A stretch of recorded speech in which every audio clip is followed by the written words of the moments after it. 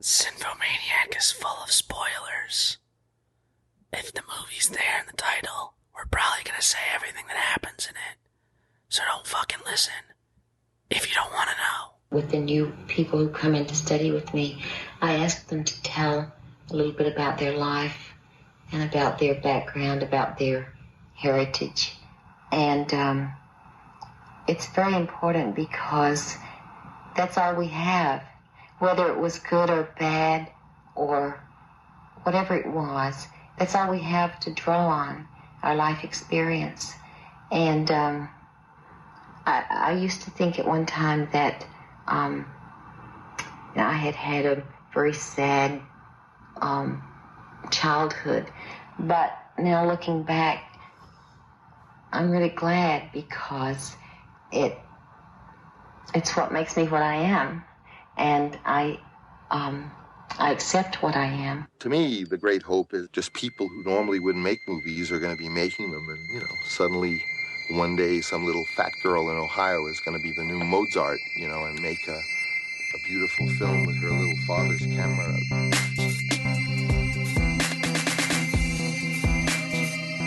To me, the great hope is girl in Ohio is going to be the new Mozart. To me, the great hope is people who normally wouldn't make movies are going to be making them. To me, the great hope is Ohio is going to be the new Mozart. To me, the great hope is people who normally wouldn't make movies are going to be making them. To me, the great hope is one day some little fat girl in Ohio is going to just be Mozart. Normally wouldn't make movies in Ohio is making the new Mozart. Just people who normally wouldn't make the Mozart be making them. To me, the great hope girl in Ohio is going to make a Mozart, beautiful film with her little father's camera recorder, and for once the so-called professionalism about Mozart destroyed forever, and it'll really become an art form.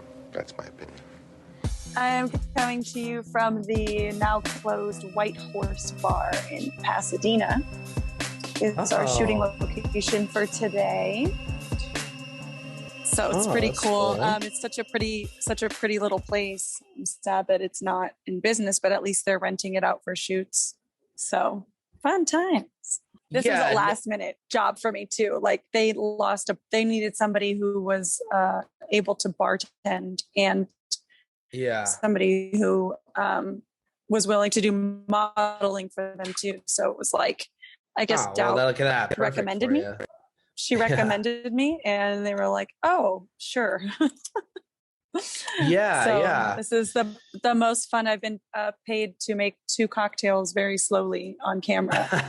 And I have to go back and do it again in a little bit. That's great. No, that's very fitting. Of course. I know, for me to be the working woman. Speaking of not the working woman, I am so glad that you had me watch Wanda.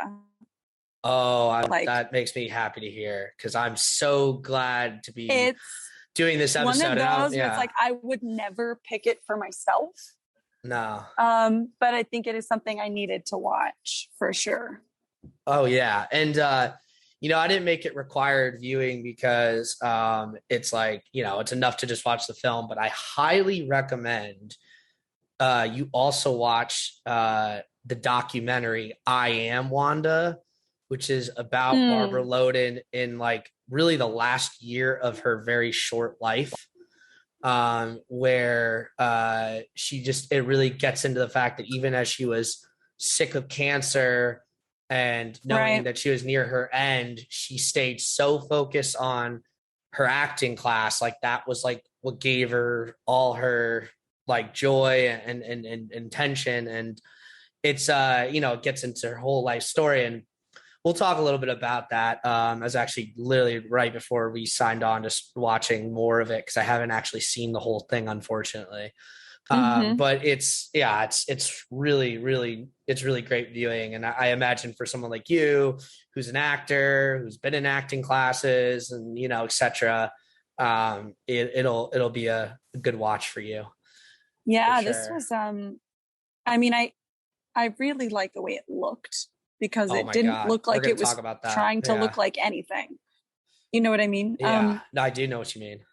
I think that grittiness, I don't know if it was just a style in the 70s, but And maybe because there is a scene where they're kind of in a quarry, and there's also an episode of Columbo in a quarry, but it makes me visually a little bit think of Columbo. Okay. Interesting. Just same time period, same style. I think the way it looks is similar. I did really enjoy the way that it looked, though. That's comforting to me, that like natural lighting, grittiness. For sure. And then getting into Wanda herself. Are you ready for me to hear what I think about Wanda? Well, no. Go ahead. Go ahead, please. Wanda is like the saddest heroine of all time. She's up there for sure. In that I feel deeply for her character. I understand what she must be thinking, this like desperation to belong and to not feel abandoned and to feel that somebody cares is a very moving trope of this film. But I think what's the saddest for me is that Wanda never believes in herself, or she never believes that she herself deserves anything. And that she's below everyone else. And I think this is demonstrated in her character's formality with characters like Dennis.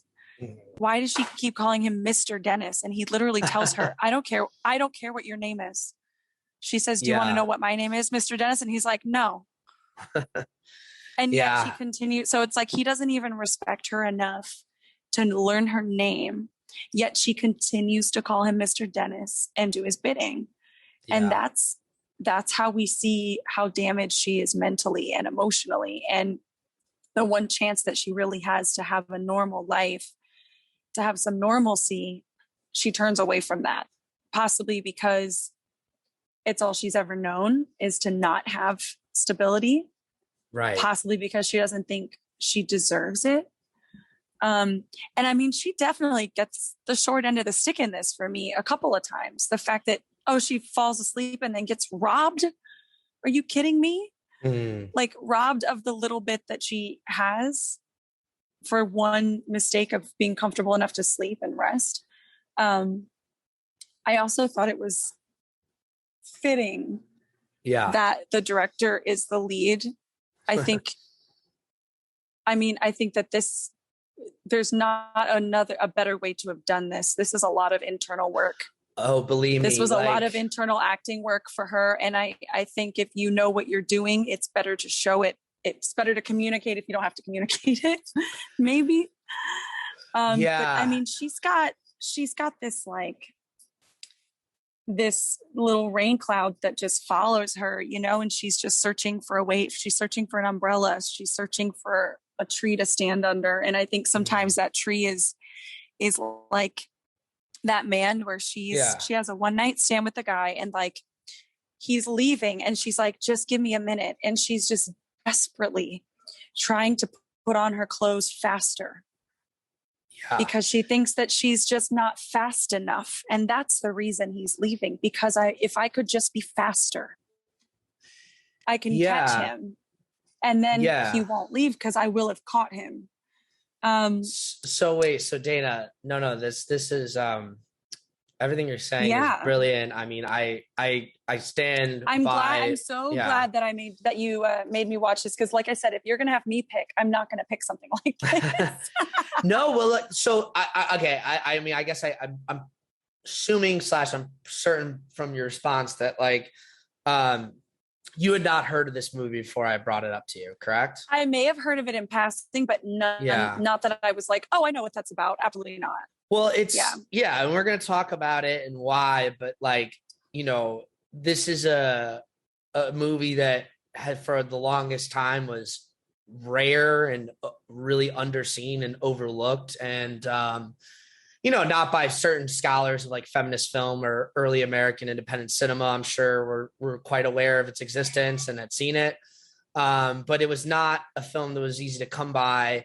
And as a result, it's actually been interesting over the last year or two since, the UCLA did the restoration and Criterion brought it to the channel and then to its Blu-ray.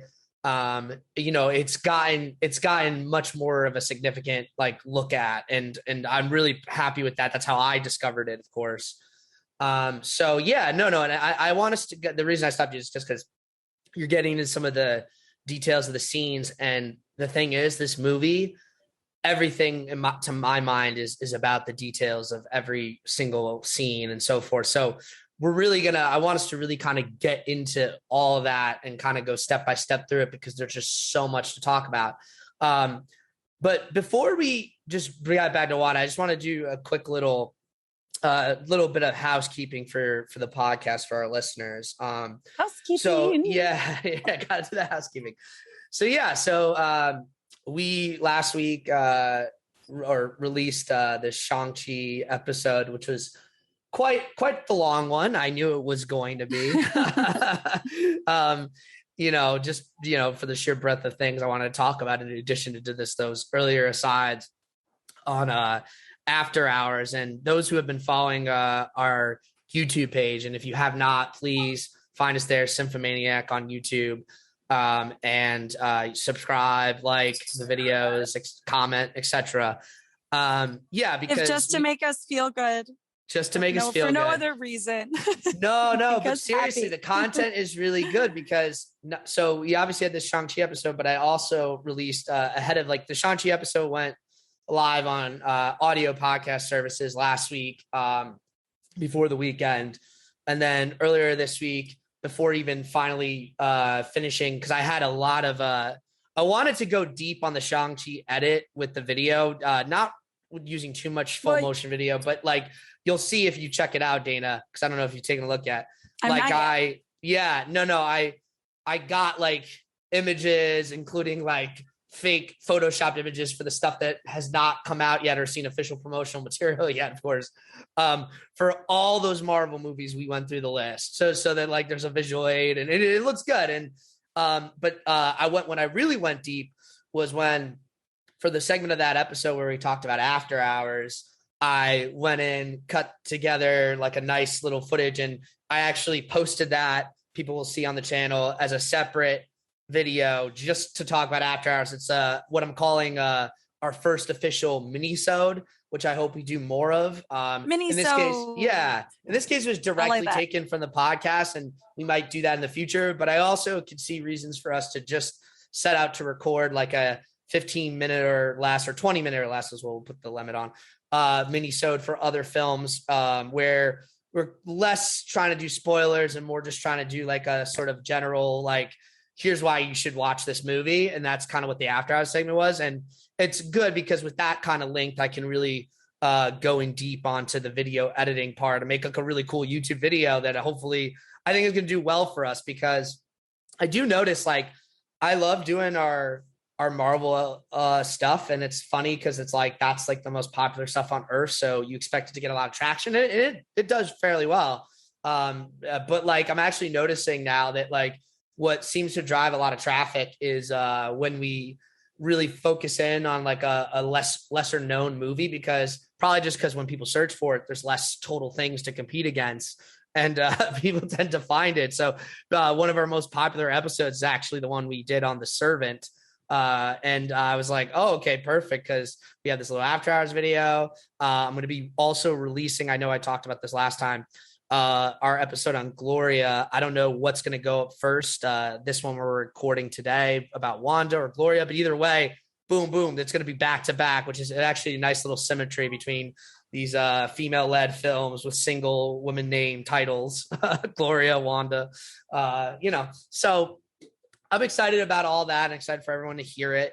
But yeah, now as for Wanda, should be obvious from Dana's comments about the film. Yes. Top here, but this is not Wanda like Wanda Maximoff, like WandaVision. Like, this is nothing to do with Marvel. This is a film that came out in 1970.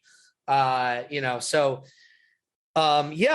the best place to start, I kind of already alluded to it, is that this film is what I would think is fair to say, from my opinion, is a forgotten masterpiece that's only been recently kind of fully resurfaced and made widely available through Criterion, which is a real commendment to the power of what Criterion does, I have to say. And I was so glad that this film came to my attention. I watched it for the first time last year, and I was just blown away by it. Because here's the thing. So we haven't covered one of these films yet, though I've talked about doing so. But I am a huge fan of Andrea Arnold's films, particularly Fish Tank and American Honey. And while I don't know for a fact that Andrea Arnold has seen Wanda, doesn't really matter. Like, the influence and importance of a film like this into kind of creating the texture and genre and sensibilities of those films is just so apparent. I mean, we'll talk more about those things, but if you're familiar with those films, like, the things we're going to talk about with Wanda will sound very familiar. And likewise, you know, if you're talking about like the films of Australian filmmaker Jane Campion, who actually has a new movie coming out this holiday season that just premiered at like Venice and stuff. That's I forget what it's called. It's based on a book. It's with Benedict Cumberbatch and Kirsten Dunst and stuff. It's supposed to be a big awards contender this year. But yeah, like you know, you think of Campion's films, whether you're talking about Sweetie or I think most notably, honestly, like, or even like something like this more of a genre thriller piece, like In the Cut. Like, there's just the delicacy of like the female character and the depths that it goes, and the sort of willingness to be unflattering and the willingness to kind of to really be gritty and show some truth and show a little bit of darkness. And some of those films, a lot of darkness.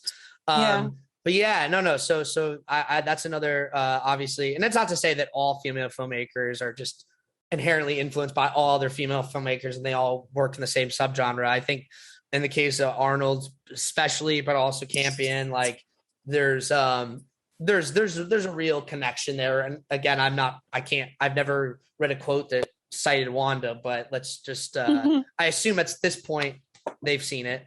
And then there is another filmmaker I want to shout out, and I'm going to save talking too much about her film. I actually planned on talking about this movie when I watched it a couple of weeks ago, but we didn't get around to it, which is the filmmaker Lizzie Borden, who made this movie Working Girl, not to be confused with Working Girls, Sigourney Weaver, Harrison Ford, Melanie Griffith film, which is also interesting and good. No shouts to this, but Working Girl is actually a film made in the 80s. There's another independent film that covers the life of a prostitutes in a brothel in New York City, and it's a really, really frank kind of movie that, like, as the title would imply, obviously it's reference to prostitution, but it really gets into the workplace aspects of this thing. And it's like, that's a very fascinating and worthwhile thing, because not only does it allow it to touch on the feminism and allow it to touch on the thoughts of sex work in particular, it allows it to touch on the general sense of workplace dynamics between workers and managers and all these different things, like things we've talked about many times on this podcast that I think we'll come back to. Likewise, another film that's very different than Wanda, but like I still have to draw a little bit of through line here, just for some particular reasons, is like when you're talking about like a Norma Ray type of thing with Sally Field, where obviously that's a film that's, you know, people might tie more to like an Aaron Brockovich type thing, but it's you know, it covers, you know, a woman in the workplace and that sort of struggle. And while Wanda doesn't focus on that too much, it's very much woven into the texture. There's a particular scene we're going to talk about early on that gets at it. But yeah, and most notably, because it was literally the most recent Academy Award Best Picture film. When you think about the work Chloe Zhao did with the film Nomadland, right? I mean, again, I have no reference point to say that Chloe Zhao has seen, or even Frances McDormand has seen Wanda, but like again, so many similar pieces of texture and genre and focus have gone to that film as well. So I consider Wanda to be an ancestor of all these works in various ways, and one of the many reasons it's a truly important film that I'm so glad we've gotten back to the surface. So now that we've covered those particular sort of influential connections out the way, uh, let's just hone in real quick. Not with that again, because we're going to get deeper as we go.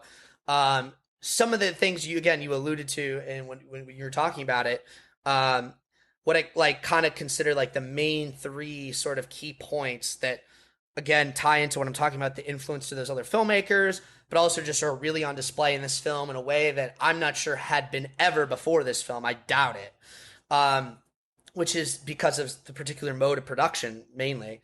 Um, this is a film that centers naturalism, feminism, and class, right? And these are things that, like I said, when I think of Andrea Arnold's films like Fish Tank and American Honey, I mean, those are the three things I would say about those films as well. And so being able, when I talk about the mode of production, like being able to hone in on those things and the way this film does, it kind of comes out of this film's extension of the period that was developing throughout the 60s in American cinema, particularly burgeoning American independent cinema, which is the idea of the quote vérité, cinema vérité movement, right?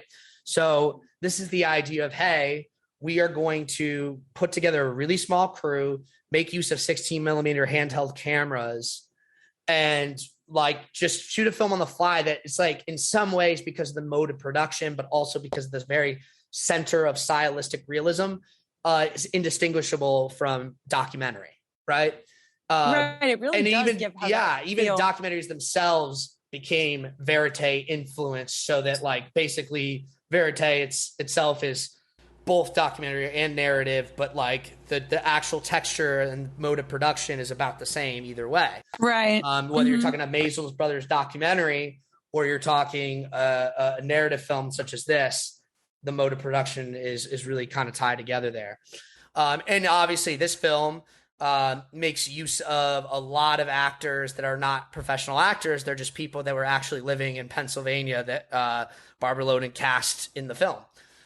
Really, the only professional actors in the film are her and John Higgins, who plays Mr. Dennis. So you have that. And again, like I said, the broader context of early independent cinema and also what I would term as American new wave cinema of the 60s. Like one of the ways we're going to also talk about this film that I want to really point out is normally on this podcast, the general structure of how I tend to get into these things is I usually put the context first, like get into the behind the scenes and all that stuff first, and then get into the text, like the actual content of the movie second. Today, though, for a reason I'm going to elaborate on in a moment, we're going to do the opposite. I want us to really this is why I kind of slowed you down there. I want us to really kind of go through the text almost scene by scene. And the reason for this, and we'll cover some context as we go, but the reason we're not going to get into the context first broadly is because the biggest piece of context of this whole movie is, of course, the life and career and story of Barbara Loden herself. And that's such a big and heavy thing to tackle that I feel like we almost need to get the movie out of the way before we can really get into it, as opposed to the other way around. And I think actually, in a weird way, the movie itself is going to provide context to that conversation. So that's kind of how we're going to go. We're going to get a really detailed recap of this movie because this movie is just so fucking rich with detail and specificity that to like not really hit as many of those points as we possibly can is to not really get into the movie at all, in my opinion. Because if you're trying to keep this movie on a very simple summary, that's all you're going to hear. Like, you know what I mean? It's not a movie where it's like these big swings at things. It's like very, very, very hyper fixated on the smallest details of performance, of setting, of camera work, of just feeling, really. And then last thing before we start going in through that, I just want to make a couple important caveats, things that in a lot of previous episodes I felt could go without saying, but on this episode, because of the significance of this film and because the significance of, I don't think many podcasts or things have really covered this movie. So I really, really feel like I owe the audience, especially people who might be coming to us the first time because they hopefully search Wanda and we show up. I want to make the following stuff very clear. So I am not, despite my best intentions, I'm not an expert nor a professor. I'm not. I'm not the most read or studied. Yeah, no, of course. Samesies. I'm not the most read or studied on any number of things related, like not in mid-century cinema, not in early American independent cinema, not in Hollywood history, not in feminist film history or feminist film theory, not in film restoration, nor film stock technical stuff. That being said, I do have knowledge of each and every one of those topics, but not at the expert level that one could have and might want to have if they really want to penetrate through this movie. And like, not to give myself excuses, like I simply can't find enough time to be as well versed in some of those things as I wish I was, especially knowing I'm going to have this conversation right now. And yeah, like I mentioned at the top, like I've still only seen bits of I Am Wanda, which I imagine is like a very important text from everything I have seen of it, to like really discussing Barbara Loden and the movie and etc. I have seen, and we're gonna talk about it for sure. Is this particular Dick Cavett show interview with Barbara Loden that came out at the time she was promoting the movie? And, oh, really? Yes. I've watched that. I actually just rewatched it shortly before we came on, and to the point, I think it's so important that actually one of the things we're gonna do after we go through the movie is I actually want to, because I don't think you've seen it. I actually want to play it for you and our audience on the air. It's like 12 minutes, but like we can cut like a couple minutes out of there that aren't necessary. But okay. I really want people to hear this because, and we'll comment on it afterwards. Because it's like, if you really want to understand what it was like to be her and come out with this movie in 1970, you need to hear the way Dick Cavett asks her questions and how she answers them. Why? Is he offensive? You'll see. You all, no. I'm not going to. I don't want to. Yeah, I think you should know what to expect. But like, I don't want to preload it. I want to let you have the honest, true reaction to it, and we'll go through it. I don't think it's. Yeah, I don't want to. No, I'm not going to say anything. So that with that said, also another thing I'm not a Barbara Loden or Elia Kazan biographer. Like, I am not someone who can really speak with any true authority about any of the drama or not drama that was going on at any point in time and on all this. I kind of know what my general sensibility and feeling about some of the things I have heard, but I don't want to turn this into Hollywood lore rumor baiting, and I don't want that to be confused with an actual expertise on some of these matters. So that's another important thing I want to make sure everyone who's listening to this, especially if you're coming in new, understands. All that said, I do have a lot to say, which is why we're doing this. You couldn't wait. Yeah, no, take all that what you will. But yes, I do have a lot to say. Okay. So, got to start with the opening of this film, which I right away is something that for me from the first time and even watching it again today, like just really hooks me fully every time because it just speaks so much. I mean, you start with these landscape shots. I mean, can I just throw in the one go ahead.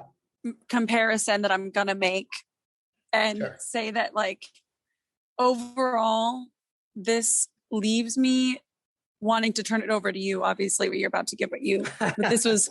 You'll have a lot to say about everything I'm going to go through. I will, but overall, this is like sad breakfast at Tiffany's for me. That's an interesting blurb. If breakfast at Tiffany's was real, Mhm. and she didn't have this amazing apartment and a cat called Cat and some guy's just throwing money at her, how would she survive?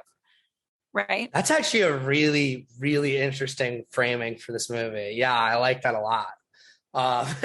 Very, very good point. Very I good didn't point. want to forget. I just read my note. And I was No, like, no. Oh, don't And forget to tell Marcus. no. Please, that's please. good. Maybe. No, that is good. And actually, I think again, like nothing kind of tells you that more clearly than this opening scene, because, like I said, the way the movie opens is you get these big, wide landscaping shots of, the coal country of Pennsylvania, this mountainous, forested area with its gravel and it's like, forklifts and all that stuff. You can smell it almost.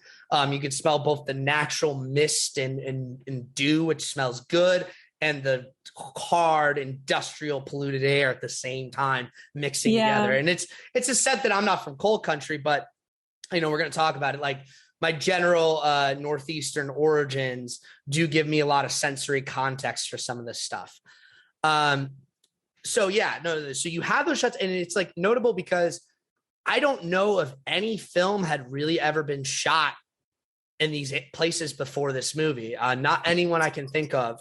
Pennsylvania? Is it in Pennsylvania? Oh yeah. It's supposed to look like Pennsylvania. I mean, it does look like No. Everything is shot on location in this movie, which is my point. Like really before the 1960s, before the vérité movement, before early American independent cinema, location shooting was in general few and far between in American film.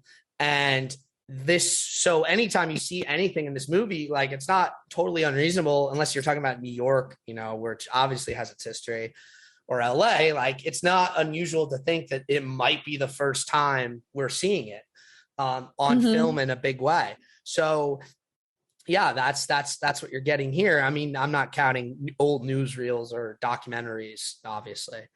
But yeah, and then you go right from those panning landscape shots to all of a sudden you're inside this home and you have this mother with screaming babies that don't stop screaming for the remainder of this scene, right? These screaming babies, you see the annoyed husband leaving the wife and the screaming babies on his way to work. And he's clearly a blue collar worker. He's got his lunch pail and his toolbox. He's going in, and we just saw the mines outside. So we know he's just walking down to those mines, right?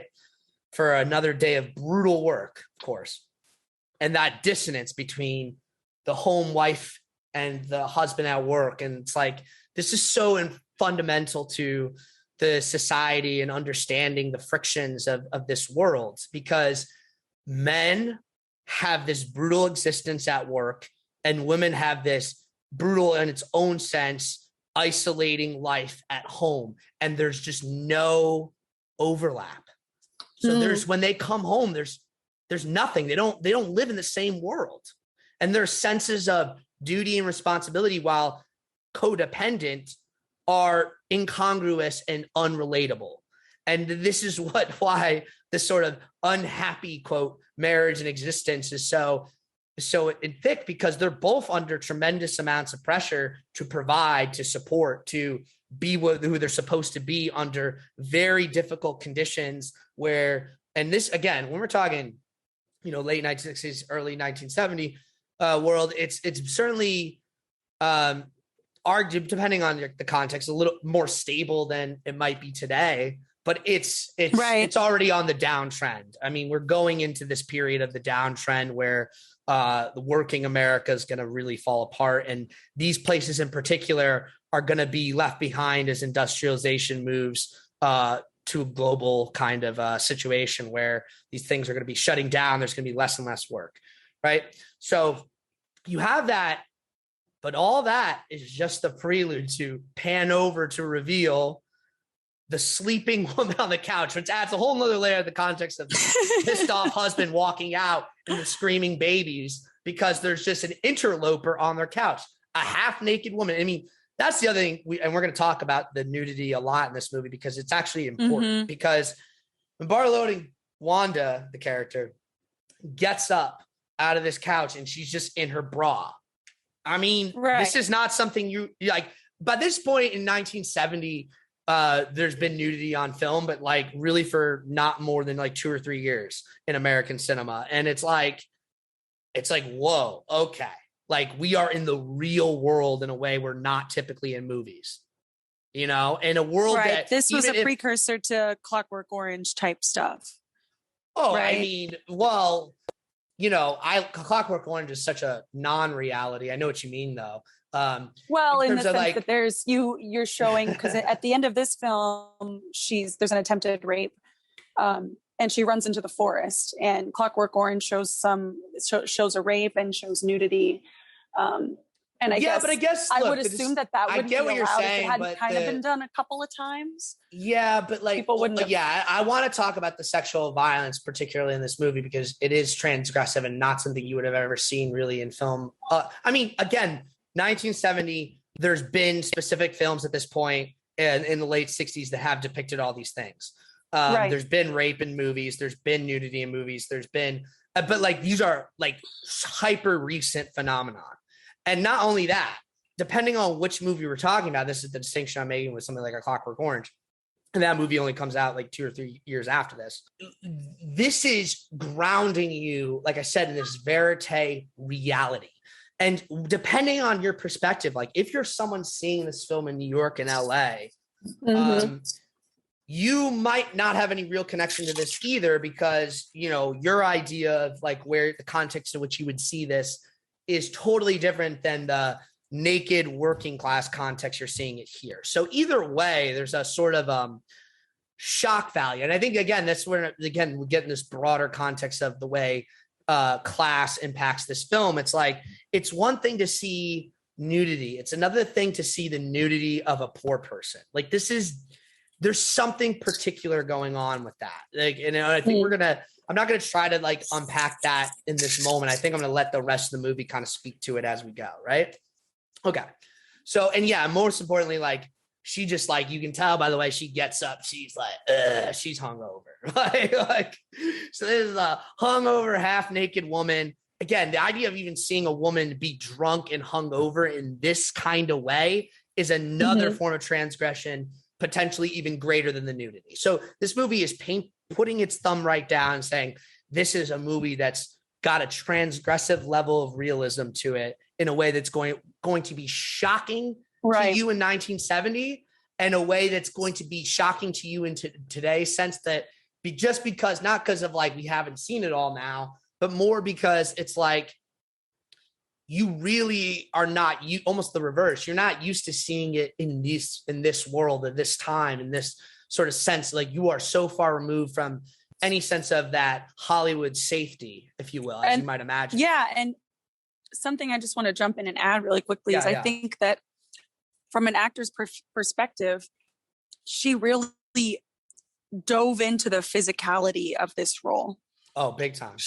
Her posture is that of a woman who's been beaten down. Her chest is sunken in most of the scenes. And that conveys this deep sadness just in her body language and the physicality that she brings to this character. Yeah, no. Super well done. For sure. So then you go right from that scene, you get some of the most amazing shots in the film. These very, very wide landscape travel shots where she's just this tiny blip traveling down the road. And she's going to be in this for like the next 30, 40 minutes of the movie. But like literally she's walking down the street in quote public in curlers and pajamas. Yeah, who cares? It's COVID. Well, no. Who cares? I'm kidding. Everyone cares. That's the whole point. Only because I've done that recently. It's fine. No. Yeah, please. No, I get rule number one of this, and I know you get this. But rule number one of this is take all your fucking modern shit and get it out of here. Because like we're talking about 1970. I know. In like, you know, I don't like. I'm using this term in a non-pejorative sense, actually in a somewhat accurate sense, in blue collar redneck territory.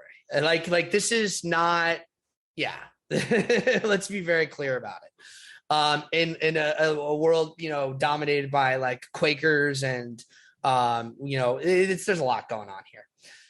Okay. Yeah, definitely would draw some attention if you're not at least. Oh, it's all meant to point out that this woman is completely detached and removed from society.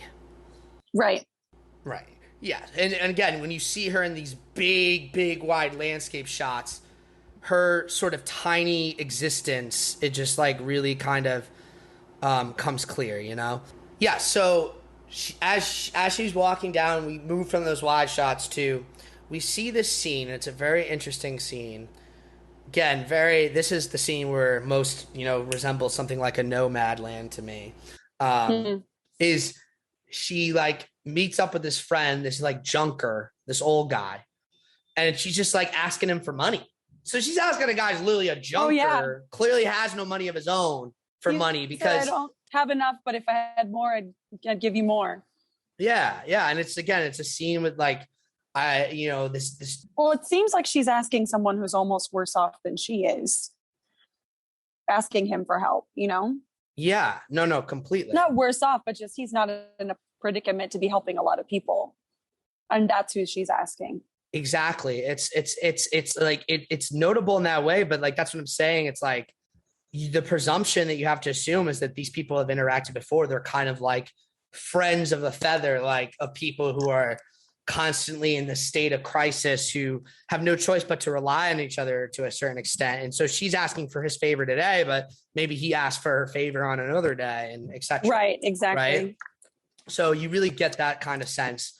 But there's not like a real deep connection there as far as you can tell. Like we don't get further on this in the film, but because we move from that to the next scene, which is where we realize that this is where her in her pajamas and rollers is walking to across the barren coal country to court for her divorce hearing. Yeah. Like when she wakes up in the morning, she knows that's where she has to go. Like this is really eye-opening into the state of this person in her life, right? So the way that scene starts is before she even arrives, we're seeing what's inside the court with her husband, right? And what we're getting a sense of here, this is really important, again, for historical context framing, but of course, these are things that still linger today, right? There is a bias against a nonconformist woman of any sort, right? Like, absolutely. And this is a bias that's going to bear its face in a court. Now, what's interesting about pointing out a bias like this is a reverse of the typical and very serious widespread bias that everyone knows about, which is the typical bias towards a mother in like a family court, right? Like basically the fathers, and so-called quote men's rights activists will seize upon this, rightly or wrongly, and in film, this is represented in Kramer versus Kramer and Mrs. Doubtfire and all these fucking movies, right? Like divorced dads and how the injustice of their existence and the sort of lack of accountability on the other side. Well, the assumption that the court sides with the mother all the time. Just what I'm saying is, while that is statistically bared out and true, the way Hollywood has turned that into movies, especially in the 70s, 80s, and 90s, from Kramer versus Kramer to Mrs. Doubtfire, is like clearly from the perspective of these fucking dejected male writers who are probably divorced and are like that bitch, like, you know what I mean? Like there's a misogyny to it in this depiction. Yes. This hero for wanting to be a good parent. Oh yeah. No, it's actually funny. Yannick and I joke about this all the time, that sort of divorce cinema kind of thing. So there is that bias, the mother bias is a real thing, and this is an inverse of that, but also a real inverse, which is what I'm talking about, this bias against a non-conforming woman, because the assumption of the mother is that no matter what state economically they're in, they're at least conforming to the concept of being a mother. Where if you don't conform to that, in addition to your other non-conformities, which I'm going to get to if you don't appear to be nurturing. Exactly.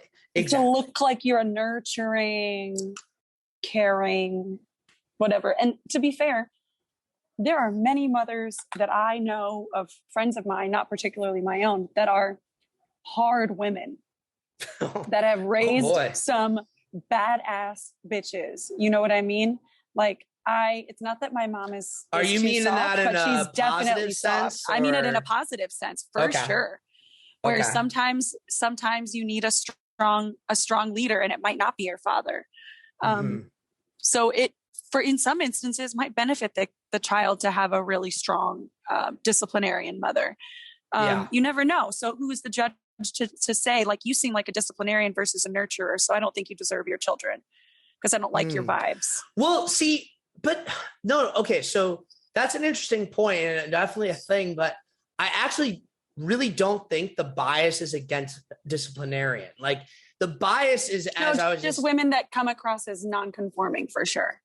But yeah, but like, I think what qualifies as non-conforming in this context is, as you said, not necessarily disciplinarian, but like rejecting of traditional female context, which, while, yeah, you could say nurturing is that, and it definitely is that.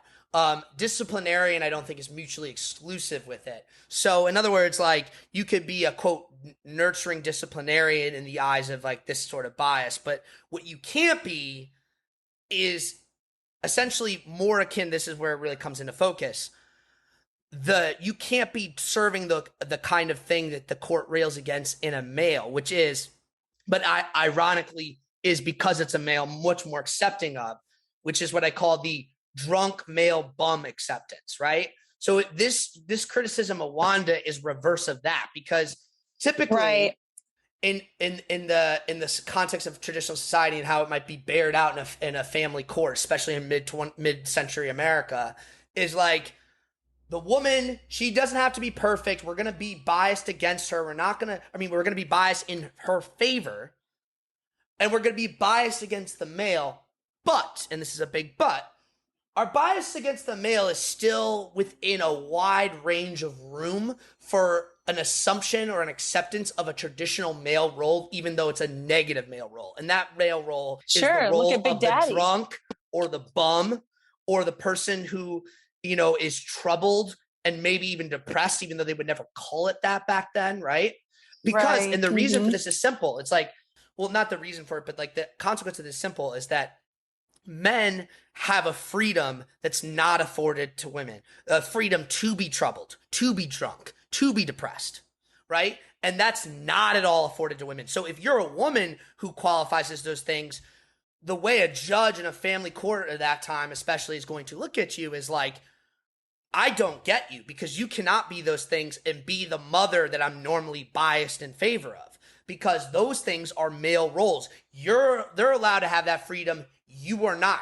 You could be terrible and like, I'm using these words, you know, in context, keep in mind. You could be a moron. You could be a bad mother. You could be cruel. You could be a disciplinarian. You could be any of these things. But what you cannot be is someone who is detached from the sense of that womanhood, right? You cannot be detached from that. And I consider to be, you know, again, to like, it's one thing if you can be a drunk mother, but you cannot be forwardly a drunk mother. You can be a troubled mother, but you cannot be forwardly a troubled mother. You can be a depressed mother, but you cannot be forwardly a depressed mother. And if you think about the traditional image of the housewife and even the reality of that image, right? Like what you might experience on Mad Men, right? It's like, all these women are fucking drunk, depressed, right? And longing to be free, but they put on their dress and they go out and shake hands with the meeting people the husband introduces them to. And that's what counts. They can pop pills all day long and totally abuse their kids, emotionally terrorize them, neglect them, whatever. But if they drag them by the hand to school in the morning, it's all about presentation is what I'm getting at. Right. Optics are what's most important. Right. So optics there's already, over actuality. So there's already a blue collar kind of bias that goes against that. But like, there is still degrees of that conformity, especially in mid-century America within a blue collar working class context, that Wanda doesn't even meet that standard. And how do we know? Because she comes in fucking pajamas and curlers. And this is like, she can maybe do one, but not both. Absolutely. And like, you know, like if she came in there in pajamas but had the baby in her arm, they would accept her. If she came in there with curlers but was dressed and had the two kids attached to their hands, she would be again, put in favor. She could have a cigarette hanging out her mouth. She'd be fine. What she can't do is come there, no children around. And here's the thing. I'm talking about all the bias against her, but the truth of the scene at Late Naked is the bias is irrelevant because she herself decides to count herself out. She literally says to the judge, no, it's fine. They're better off with him. I don't want him. Mm-hmm. So she refuses to contest, and that's that. So we move on from that scene, right? Again, still in her pajamas and curlers. Goes right to the textile factory. So this is where we see a nice little barrage of shots upon entry of the women at work. Again, establishing, as is typically true, that this is a woman's workspace. This is a woman's factory workspace, right? Like, and then again, that's where I get like my little Norma Ray touches, right? But like, she is work surrounded by women. You see the woman diligently at work, fucking scraping their. I mean, sewing work, so I know I don't need to explain it to you. It's painstaking. It's painstaking. Again, that's your posture, your fingers ache and bleed for sure. Yeah, and you see that a lot of the women are older women. So there you go. They've been doing this for forever, never advancing, never getting out of it. And who's the one male in the space? Because this is the other purpose of showing all the people, is they show they're all women. The one male in the space is who? The manager, sitting comfy behind the desk all fat. And she comes in to see the manager. That's what she's there to do. And she asks him for her pay. And she's like, yeah, I was supposed to get paid $24. I got paid $9. And he says it's because of taxes. But like, come on. He obviously took some extra money from her. So she's just being ripped off. And she has just no recourse. She doesn't say it. She's just like, oh. And then what she does instead is goes, well, I can work today. And he's like, no, you're done here. You're too slow. So she can't even get the work she already had, and the work she already did, she's getting ripped off on. So she is, again, being treated like dirt, just totally exploited, totally tossed aside, just nothing, right? So she's left with no real recourse. Then we go from that, right, to the, unfortunately, what's only thing that's left to Wanda, and the only thing that's left to a lot of people, male and female, but notably in this film, women, the bar. You don't have work that day. You don't have anything else to do. You have nothing going on in your life. You go to the bar, and I know you work at the bar, so I'm not putting it like that. But you understand what I'm saying. Right. Wanda goes to the bar, and it's in the AM. You have to understand this. This is after court. There's no way it's even noon yet. She's still in her pajamas and rollers. She orders herself a Rolling Rock, and you had mentioned earlier, like, she loses her money in the following scene at the movie theater. But my kind of theory on this is that she doesn't have any money here either. She just kind of conveniently takes that narrative, or like, you know what I mean? Or if maybe she does, it's not even really enough for a single beer. Like, you know what I mean? So it's kind of a moot point, but obviously as soon as she's asked to pay, a middle-aged man comes up and is like slovenly with his suit on. He's like balding, again, not to beat up on the bald or the overweight. That's not the point, or even the middle-aged for that matter. It's just, you get that it's an important distinction for like, just like the sort of what kind of person is asserting himself on her in this way, right? To kind of understand, yeah, look, you can read it a number of different ways, but that's important to kind of really just get the visceral nature of what we're talking about. So he comes up there, and the way this plays out, like the moment of Barbara Loden's acting here is really where the significance and nuance and detail and specificity and heartbreak of her performance really comes through, because really up until this scene, for the first like 10-15 minutes, the way we're seeing her is she's very quiet, very non-reactive, other than like her seeming hangover, right? So, like, because even when she's in the court, she's just kind of like very drably monotone, like, no, it's fine, they're better off without me. Like, you know what I mean? Here, and she doesn't say anything. It's all in her face. When that guy comes over to pay, and she's handing the beer, she like shuts her eyes, has this kind of annoyed twitch in her mouth and nose, then bottoms up chugs the beer because she knows what's going to be expected and she's bracing herself for it. And then it immediately hard cuts from that shot to the shot of her naked in bed. And again, 1970, like we've seen this in movies to a small, very limited degree for the last like 2 or 3 years before this, but it is a very transgressive act to do on screen, especially in this context. And you see the guy that she just slept with from the bar, like creeping around the room, picking up his stuff, like ready to leave. Ready to with his 1970s comb over and plaid. Oh, yes. Full 70s comb over with plaid. Yes. Very important distinction there. Yeah. Let's not 100%. Skip that. No. You are very right to point that out. He looks like again the way like fucking Danny DeVito and Matilda looks. It's like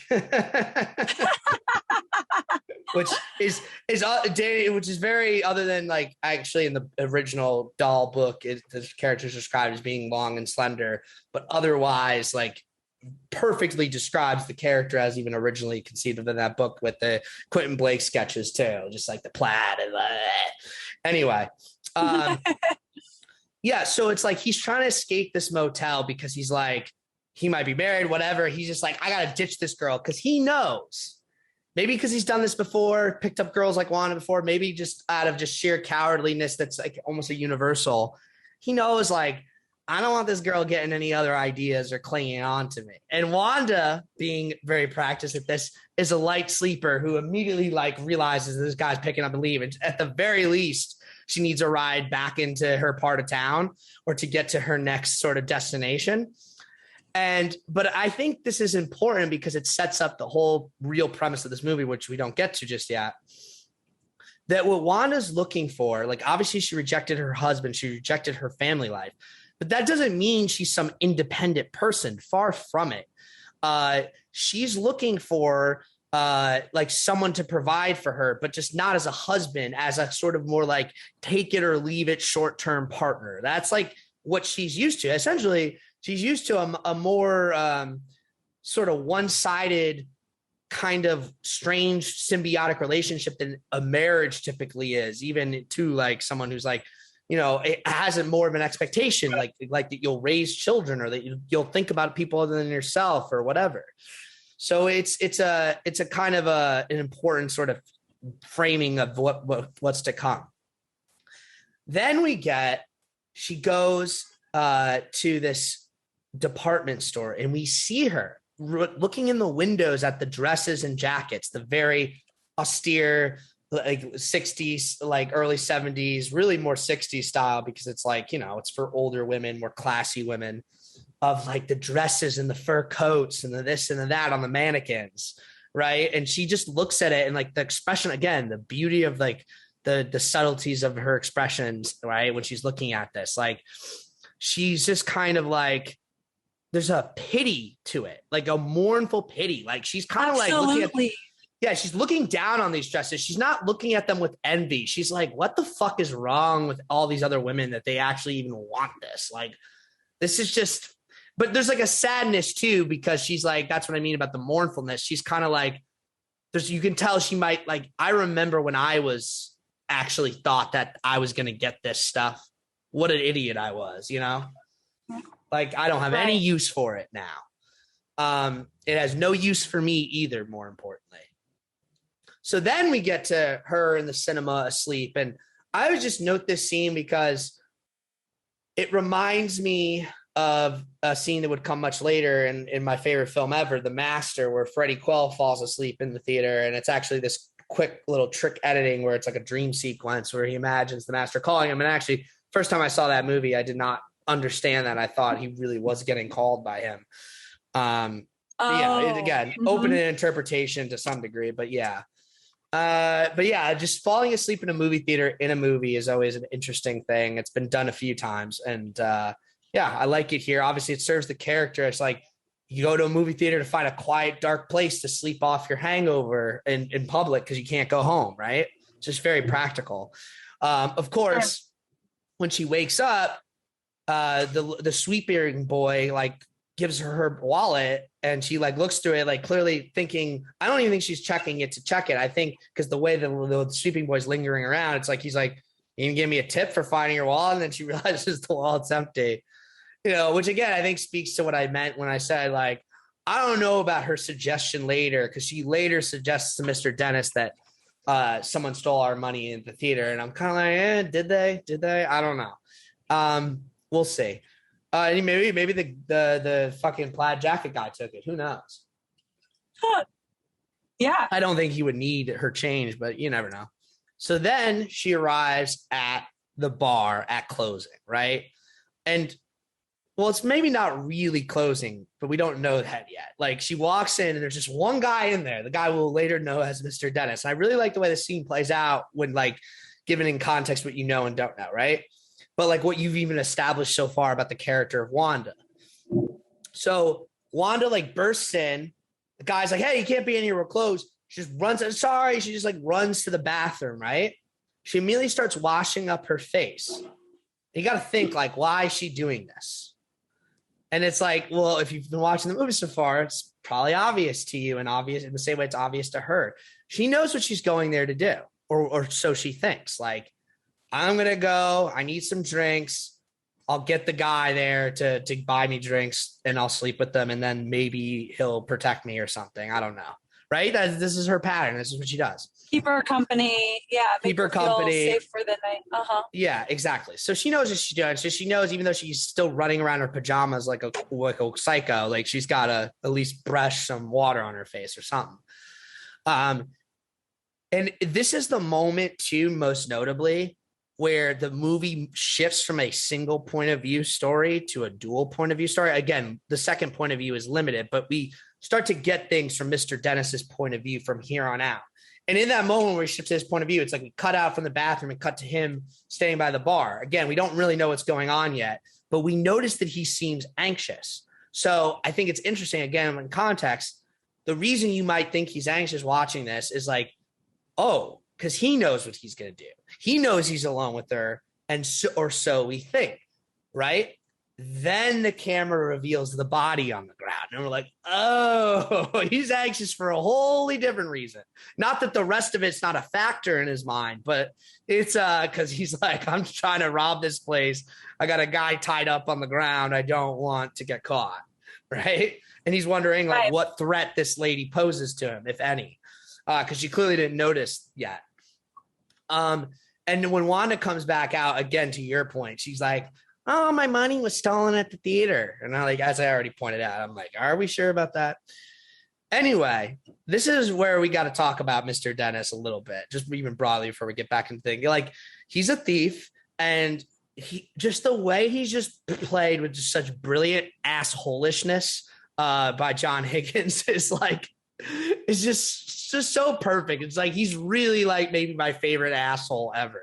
like it's just like it's pitch perfect. And we're gonna get into like the nuances of the character as we go. But obviously in this moment with Wanda, he very quickly realizes, okay, his best bet to escape is just to take Wanda with him. So he grabs her and they go to the hotel. So Mr. Dennis like grabs Wanda, takes her to the hotel because he's like, he figures, yeah, this is my best bet, just to escape with her. That way she can't be a witness or like lay around, right? To discover maybe what's really going on here. Something. I think he's just like, let me just get her out of there. I think he's much thinking like the way the plaid shirt guy is. He's like, I'll bring her to this hotel. Maybe we hook up. I don't know. I can tell. I'm not an idiot. I can tell she's some desperate lady. Should be easy enough. But like, I'll sneak out and then boom, we'll be fine. She won't really know who I am. Obviously that quickly changes, right? Because he goes there and he's like, all right, like, well, no, actually they go to the diner first. This is kind of where it changes his trajectory, right?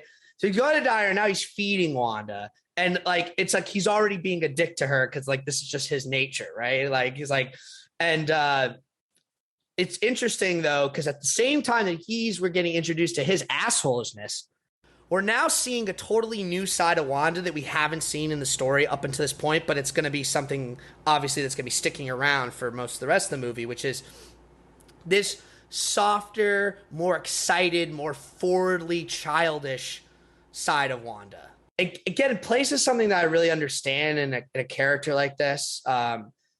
Like there's a sort of intentional regressiveness that's kind of on the one hand really like pure and beautiful to see, but like it really does hone in on like how her problems express themselves, like how she deals with her depression, how she deals with her shyness, how she deals with her sort of like confusion and identity crisis. Is like she wants to be in this sort of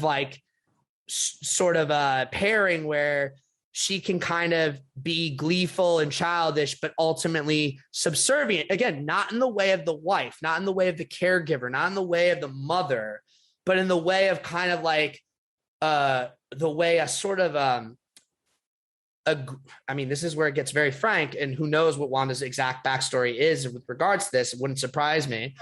A groomed child to a pedophile almost. Sure. Even the way that she always calls him Mr. Dennis is reminiscent of that. Mm-hmm. Exactly. But even if you don't want to go so directly there, I think it's fair to say that it's like, again, something that a girl might have with her actual father who might not be so nice to her. It's like, oh, I'm going to be like a plucky, annoying, like little girl, and that's going to piss him off. But pissing him off is like kind of like affection to me, or like at least like something that like means something, right? And Mr. Dennis is just too perfect for this because he's such a shrewd asshole. And she doesn't even realize what kind of criminal he is yet. So it's like, the point is that it's a relationship she understands, and it's a pattern she's played out clearly many times before. So I like when we go right from that diner scene, another just like hard cut to her naked in bed and him. And like, so immediately again, we just get, okay, there's a constant reminder that like of the sexual nature of these things, which is important to like constantly getting in the state that the character and the cycle and pattern that the character is really going through. Right. So we now see that Wanda in this bed, just for a moment, appears a little bit more apprehensive, but she's still clearly infatuated and inquisitive in that childlike way. And that's why she's like, "Are you married?" to Mr. Dennis. And she touches his head as she will tell him to be trying to be friendly. And like, that's the first time we see Dennis really hurt her. And he's like, I don't like friendly people. He's like, "Get me something to eat." I'm laughing because it's like dark, but it's dark humor. And like, it does make me laugh when I watch it. Because it's just like, there's something so unfortunately familiar about it all, right? And he's like, so it's like, again, he's being this very caveman kind of guy. He's like demanding food. Really, I would imagine he just kind of wants her out of his hair for a moment. And there's like a very specific, like he gives her that very specific order for his food. Like he's like, it's almost like, oh, right, that's another sort of evolution where he's like, maybe she could be like my waitress, like my servant or something. Like, you know, I'm very particular. Again, like gives her room to almost displease him. But likewise, Wanda, again, finding something that really does, sick as it is, work for her, kind of is getting all excited about the idea of being of service. She's like, oh, okay, yeah, I'm going to go do it. Of course, as soon as she walks out, Mr. Dennis starts going through her wallet, see what's like going on with her, sees that she has the husband and kids. And then he goes over to the window and he sees her talk to another male stranger, which again, plays into that childlike thing of like, oh, I just talk to every stranger. I just talk to every man. And, you know, it's not even at this point for him, it's nothing to do with, I don't think, any type of jealousy. It's straight up like, oh shit, like that might be a liability. What she might say something that might get me in trouble with the law. She knows too much. Like that's kind of why he's keeping her close in the first place, right? So when she comes back, that's when we get the, hey, stupid. And she's like still like rambling on, like are all excited away. And then he slaps her in the face. And like I said, he got a little physical there before, but this is where we get the full picture. Like this dude will slap her. This dude will hit her. Right. And notice how she reacts to that. Like she obviously a little hurt, but she just like doesn't say anything for a minute. And then she like, after a minute of him just like yell at her, she's like, that hurt. Like, and he's like, he still doesn't even back down because then he's like going through his burgers, like no onions, no garbage, take it all there. Just, but you can tell like, she's like, you sense so much in the performance and in the way the scene plays out the familiarity. Like, you don't need it explained to you that Wanda's been hit by men she's with before. You know it fundamentally from the way she reacts. Right? Absolutely. That's what's so 100%. key of the way it's played out. So then the next morning, we get this nice little moment. It kind of ties into some stuff later, like where you see them watching the church folk come into the Sunday. Meanwhile, Wanda's just naked again, sleeping. It's like, so again, just another implication where it's like, oh, not after the food, they probably had sex again, right? So it's like this thing where it's just like, that's it's happening off screen for the most part, but it's like, that's the solution to every problem, right? She messes something up. He hits her. Her way of resolving it is to have sex, right? Mm-hmm. So then Wanda gets her first taste of like what Mr. Dennis is really about, because she sees him breaking into the car and then hot wiring it. And there's like another, again, that childlike moment where she's like, she finds the key for him. She's like, wow, you just use the key. And of course, Mr. Dennis gets pissed off. He's like, fuck, give me that. Like, you know, and then he like makes her read the papers for like, you know, the police. And that's what she realizes, because the police story even mentions that he ran off with a woman and etc. And that's, she's like, what did you get me into? And she doesn't, I kind of delivered that with a more serious tone. She really just asked it very meek and quietly, but of course, immediately showing that Mr. Dennis knows how to be coercive in that way to get what he wants, and like understands, probably been in relationships too where he's been abusive to the woman before and coercive in that way. He immediately like pulls over. He's like, oh, I'm going to kick you out. And of course he knows, because Wanda's scared and lonely, which she is. She's just like, no. And then she's like, I didn't do anything wrong. And just like kind of nuzzles up closer to him again. So that just like, that gives them the signal that like, oh, this abusive coercion is going to work every time. That's all I need to do to keep her in line. That's all I need to do. You then have this interesting scene where we see Mr. Dennis talk to some old timer, like an old acquaintance of a guy who's even older than him. Because Mr. Dennis got, you know, gray hair. He does not, probably not that old, probably like 50, but like he's talking like a 65-year-old guy who's like, yeah, I'm out of the game. So you're getting more of that sense of like, this is not just a guy who robs a bar once. Like, this is a career criminal, right? Who knows other career criminals, who like works with other career criminals. So we're getting the sense that he's like putting together some bigger scheme. And side note, like, Wanda's very interesting genre-wise, because the more and more the movie goes, the more and more it gets into a place where it's like a legit like crime heist movie, which is so interesting from the way it starts and like this very kind of quiet character study drama. But of course, it ultimately returns back to that in the way it ends. And even when it goes further and further in that direction, it still feels very grounded in the same movie. So it's just it's kind of an interesting little spin for it, you know? Like, in a weird way, the movie has a lot more mainstream appeal than I think people realize. Anyway, so after that, right, there's a great scene where he asks Wanda to take over driving for him. And the reason is like, because after that scene where he's talking to the accomplice, he's realizing whatever this job he's trying to pull that is complicated enough that he wanted help on it, he's not going to get the help. He's just stuck with Wanda. So he clearly starts to have like a panic attack, which is why he starts popping aspirin. And he's like, you drive. And at that moment is where we see Wanda, I think, beyond just the sort of like little girl stuff, seems to show some legitimate concern and care for him, right? Like, she offers to pull over. And there's this very subtle moment, I don't know if you caught it, right? Where after she pulls over, Mr. Dennis starts to like lean his head, like he's going to rest his head on her shoulder, right? And just as he's about to touch it, he like realizes what he's doing and stops himself and moves away. So this is the first time we're really getting the sense of the truth of the vulnerabilities in Mr. Dennis, right? And that Wanda is actually starting to break them down a little bit, right? So it's very interesting. It's not just a one-way street. This is the importance of them having it really be two point of view. Even though obviously this is Wanda's movie, she's the protagonist, she's the title character, she's the focus, everything revolves around her. They are going into Mr. Dennis's point of view because he actually gives us better perspective on Wanda in a lot of ways. Like, he's his own character with his own perspective, and it does its job telling that. But it also increases our connection and understanding of who Wanda is, because it shows us the impact she can actually have on people, right? So that there's that to kind of keep in mind. And then, of course, immediately after, Mr. Dennis just robs a gas station for beer and food.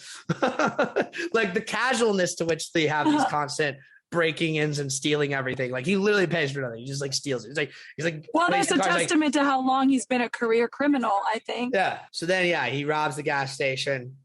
And this is where we get a lot of really great, in the next sequence of them driving in the car, a lot of really great like close-ups of both Wanda and Dennis as they're like driving. And this is important to note because you're seeing throughout the movie real driving with real not fake backdrops. Like that's the real environment with the real natural light. And you're really seeing that deep, rich, like northeastern US green. Like, again, very familiar for me, like kind of hits me deep. But it just more importantly, just really presents this true beauty of, look, like Barbara Loden herself, Wanda is just like, she just really shines, like her just intense beauty just shines in these shots. And it's something I pay attention to as someone who likes to create the imagery. Speaking of which, this is like, cause you were talking about how beautiful the movie looks in general. And it's kind of like unique look. And, this movie was shot on 16 millimeter Kodak Ektachrome stock. And that had a very, very particular and unique color palette to it. And it's not something you see a lot. I mean, it's not a stock that really is carried anymore. But it was interesting. So when UCLA worked to restore the film, there was like, they really had to deal with this. And like, it was amazing to kind of, they were trying to bring back the beauty of that stock. And actually not a lot of it was lost. Like a lot of the stuff they found was just like so well treated, actually, shockingly so, that it gave them this great baseline to do the restoration on.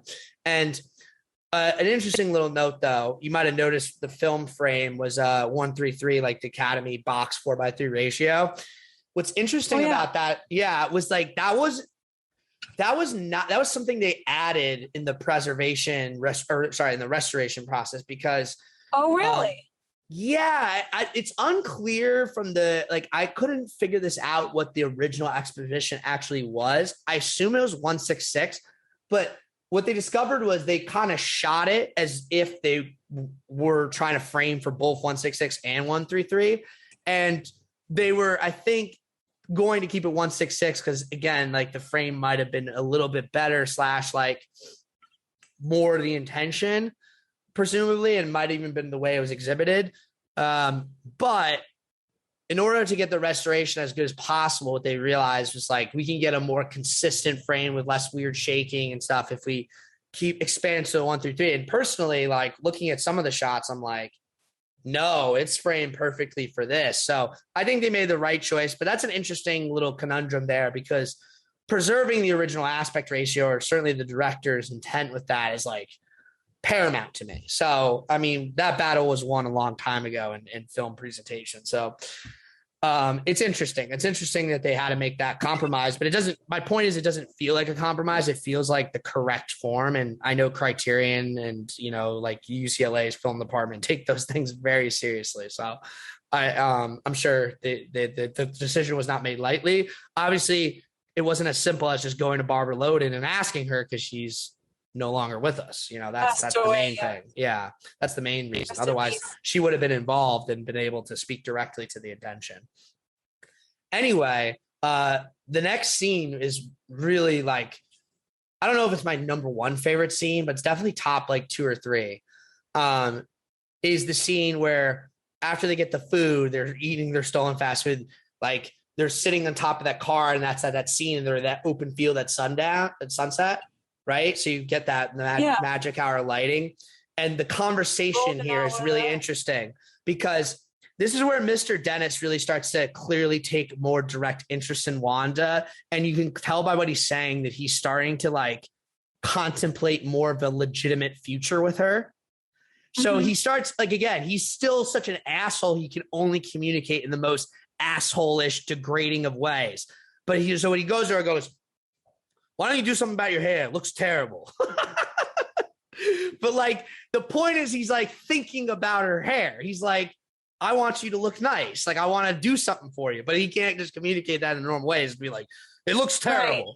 Right. He's got to sharpen it before he can toss it away. Right. Exactly. And she's just like, I don't know. It doesn't work. Like, so she gave up on hair care a long time ago. Right. And he goes, and it's really, his next thing is like actually one of my favorite quotes in the whole movie. It starts with, again, it's just assholishness, but it's like, he has to start with the assholishness to get to like a real, actual interesting point. So he goes, you're stupid. You don't know anything. You won't have anything. You don't have anything. You're nothing. You'll be dead. You're not even a citizen of the United States. And then he chugs a beer. It's like, that's actually like real poetry to me. Like, that is a poem right there. Like a poet, he's just like, this is it. It's like you like, it kind of gets at to why he's probably a thief. He's a materialist. In his mind, he's like, there's a bunch of haves and have-nots, and I might start as a have-not, but I ain't fucking dying there. If I have to steal every penny, I will. Like, you know what I mean? Like, I don't, because if you don't, it's like, it basically what he's saying, and this was written or performed like 20 years ahead of it. But this is basically that little bit in Goodfellas where he's like, where Ray Liotta is like narrating. He's like, all those people out there working 9 to 5s, they were bums. They were already dead. like, you know, paying taxes and good government bullshit. No, like, we were going to get ours. And like Ray Brock was like, I mean, these were blue collar guys. They went out and they took for a living. So it's the exact same ethos, which I think is interesting. But notably, Wanda's response is, I guess I'm dead then. And that, on a whole different level, is a very telling statement and a very poetic, sadly poetic statement about who this character is and what she represents and how she sees herself. She said it like maybe she's thought it before. Mm-hmm. You know, 100%. Like, this is how she sees herself. And there's a really interesting thing right after that line where all of a sudden there's this loud buzzing noise because there's this like radio controlled flying plane thingy going around, and you see shots of the people actually piloting it, and it goes for quite a minute, and there's quite a lot of reaction from Dennis and Wanda.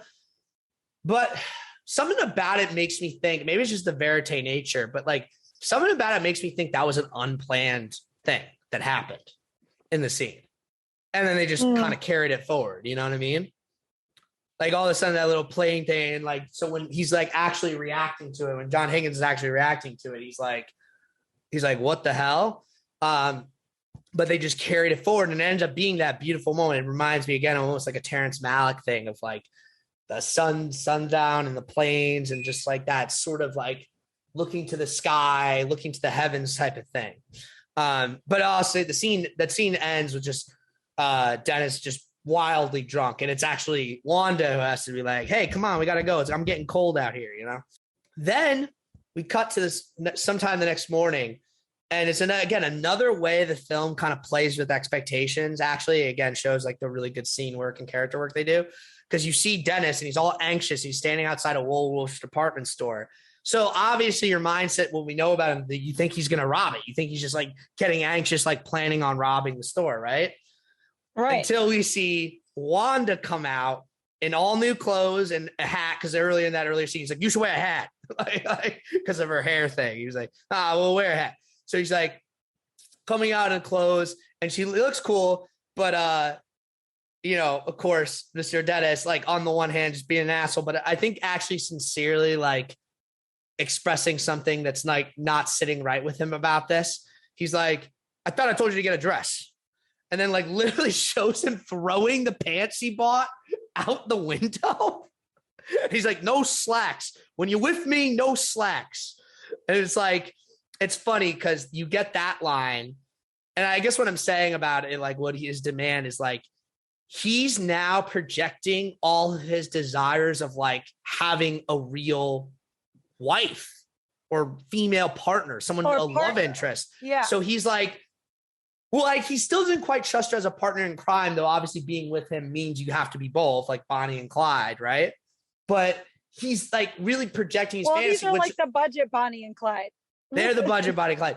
But like seriously, they're the like, you know, I feel like closer to the real Bonnie and Clyde than the Beatty fucking Faye Dunaway.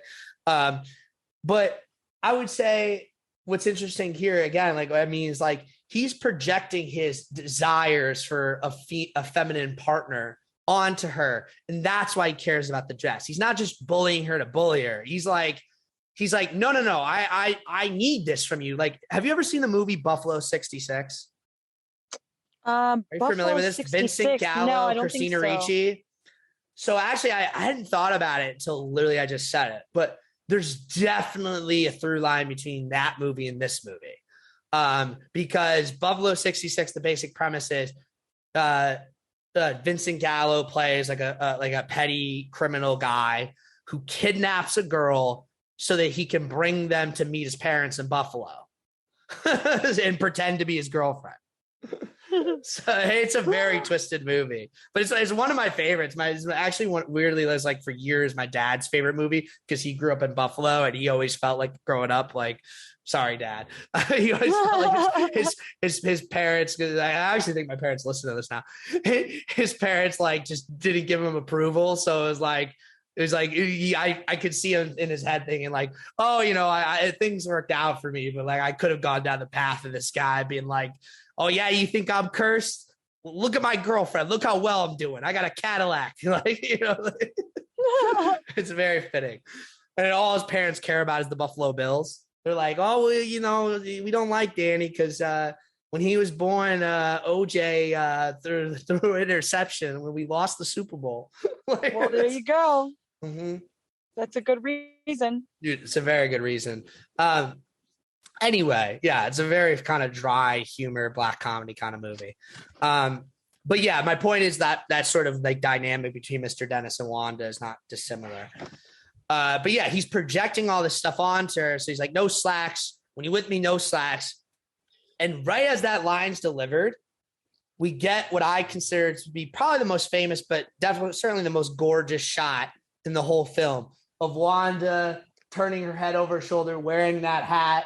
And you have the green of the world going by fast, kind of like in that fast motion effect, motion blur. Mm-hmm. And if you don't know Dana, this image has been with our podcast since the jump, because when I set up the official sort of directory for our podcast feed, right? You needed to set up a background image. We hadn't even talked about covering this movie yet, but I immediately made it that image just because it's one of my favorite movies. Oh, I didn't know that. Yeah. So that was why I knew in my head, like, oh, we got to cover Wanda and should cover it soon, because I don't want to just keep that image up and then not even talk about the fucking movie it's from. So yeah, no, been a long time coming. And by the way, like also, you know, that's right after that, Mr. Dennis goes, no hair curlers, makes you look cheap. And when Wanda hears that, because so far she hasn't been reacting too much. I mean, that shot that I'm talking about, she has like a less of a sad face and more of like this, like, look at the world behind me going by. It's almost like she tuned him out for half a second to really appreciate this thing that we don't even see a reaction shot to. But then he immediately snaps her back into it. No hair curlers, makes you look cheap. I think it's like that saying, makes you look cheap thing. Like, he never gets a comeuppance for it, but that's maybe where his meanness went a little far, because you actually see Wanda really for the first time. Maybe it's because she's more present now than ever. I think that's part of it. Like, really react to him being mean to her. Like, she actually seems affected. She seems sad that he's being mean to her in that moment, and the way that she's not, even when he's yelling at her and hitting her, right?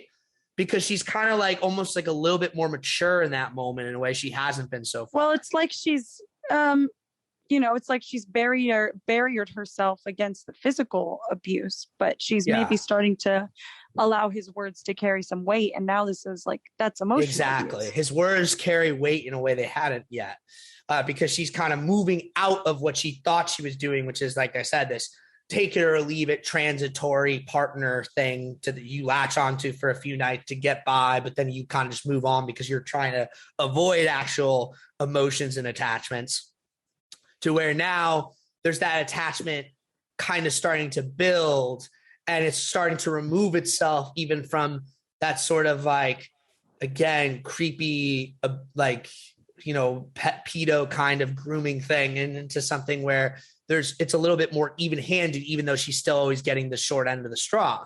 Because what's making it more even-handed is like the more sincere, sophisticated, womanly emotional investment that Mr. Dennis is putting in, which expresses itself, like I said, in him deciding you need to wear a dress, you need to look like my wife, right?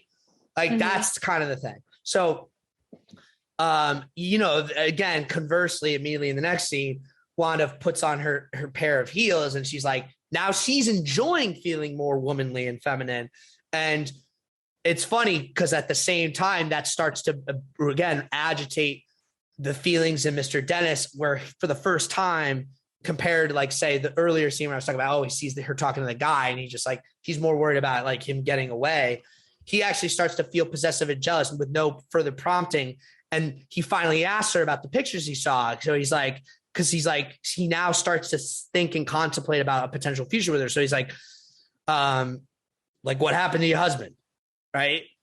And Wanda's response is very funny. She's just like, I guess he's got a real good wife by now. He's like, what about the kids?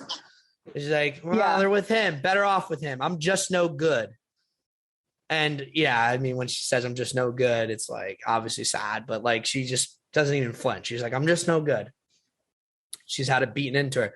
Also, interesting little tiny note. I just like in that scene, you see the Goodwill collection box, they stuff in the clothes in it. And it's like, oh yeah, they had Goodwill back then. I wouldn't have really thought about that it was around in the 70s for sure. Yeah. I mean, it's probably been around a really long time, but I just like, it's funny. They're just same thing.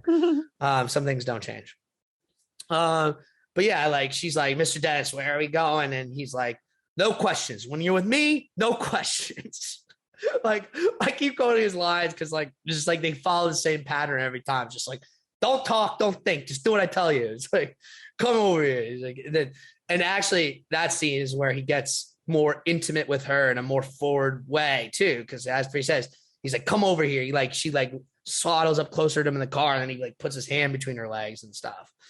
And, it's kind of grody, but you also have to keep in mind that like this is just a grody guy. So even his more tender things are grody, But yeah, then they finally get to Scranton, which by the way, I don't know if you knew that's what where that was, that city that they go to with the bank.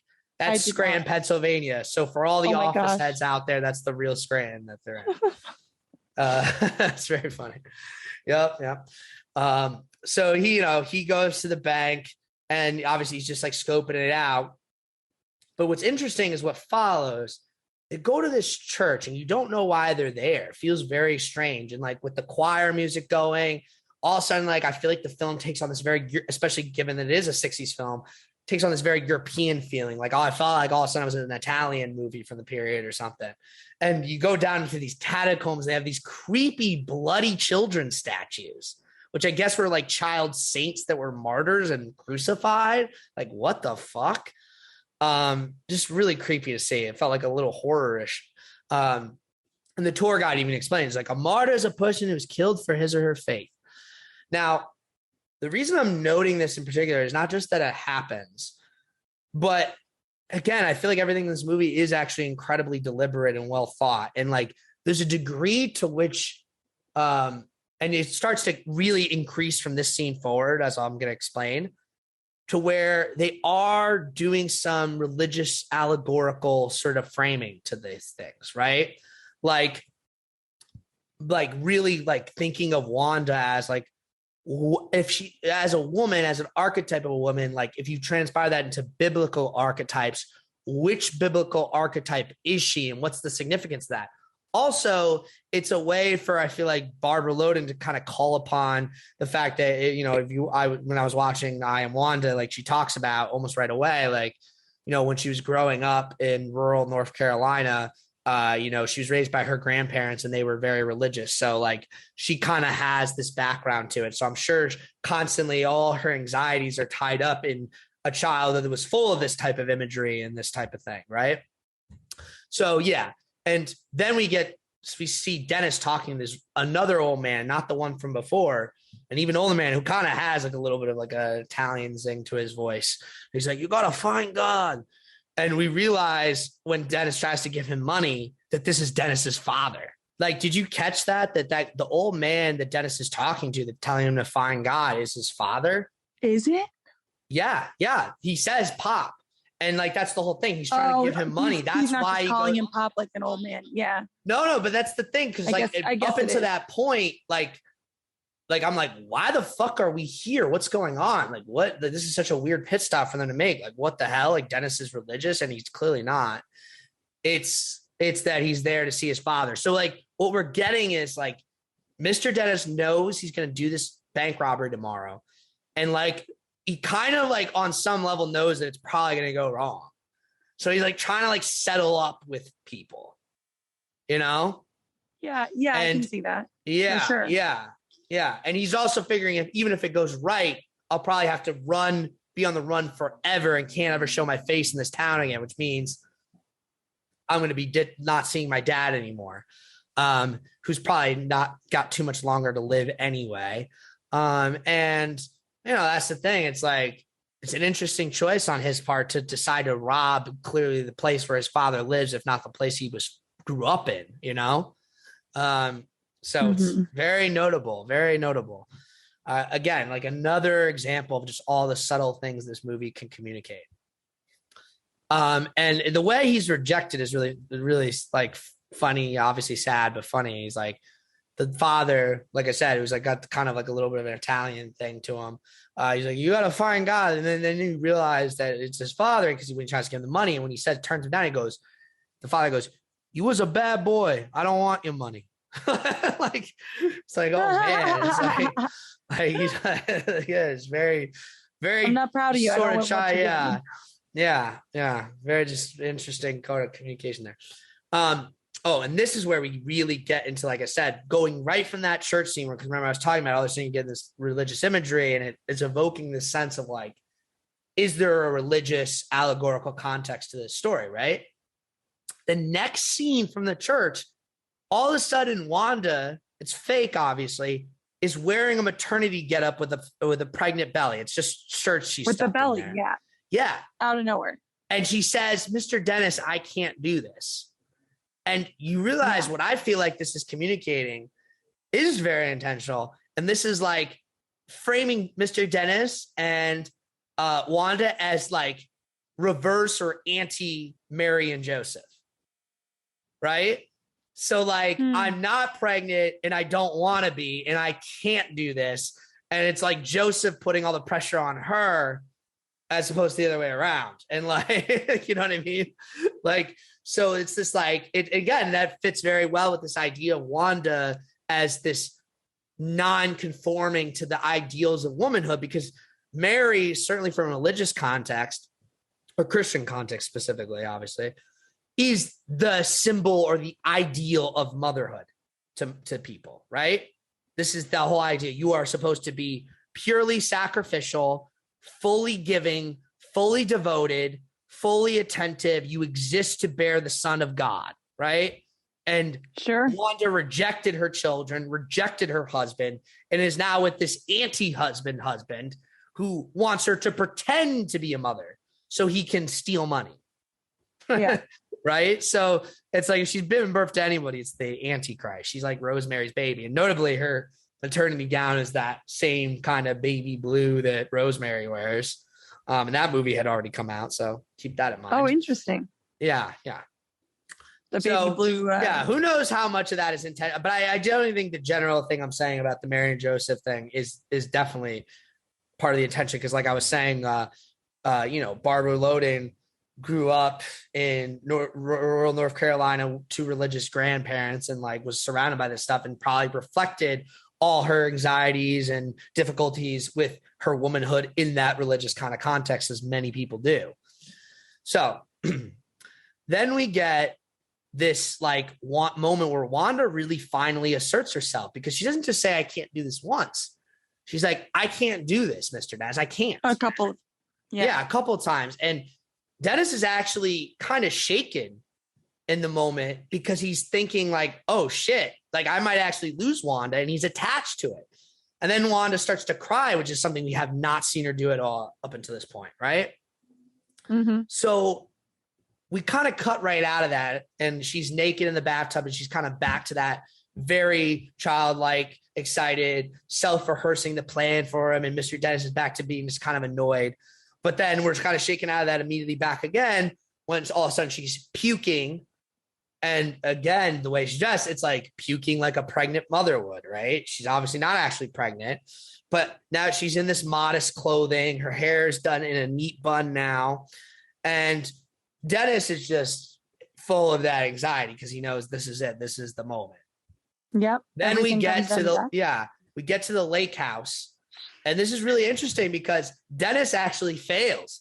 He like gets overtaken by the guy, and it's Wanda who takes the gun and saves the operation from going awry, at least at that point, right? And it's really, really, you get this really sweet thing, sweet in the context of armed robbery, where they're now putting in the car because they're going to go to the bank, and Dennis turns to Wanda and goes, "You did good."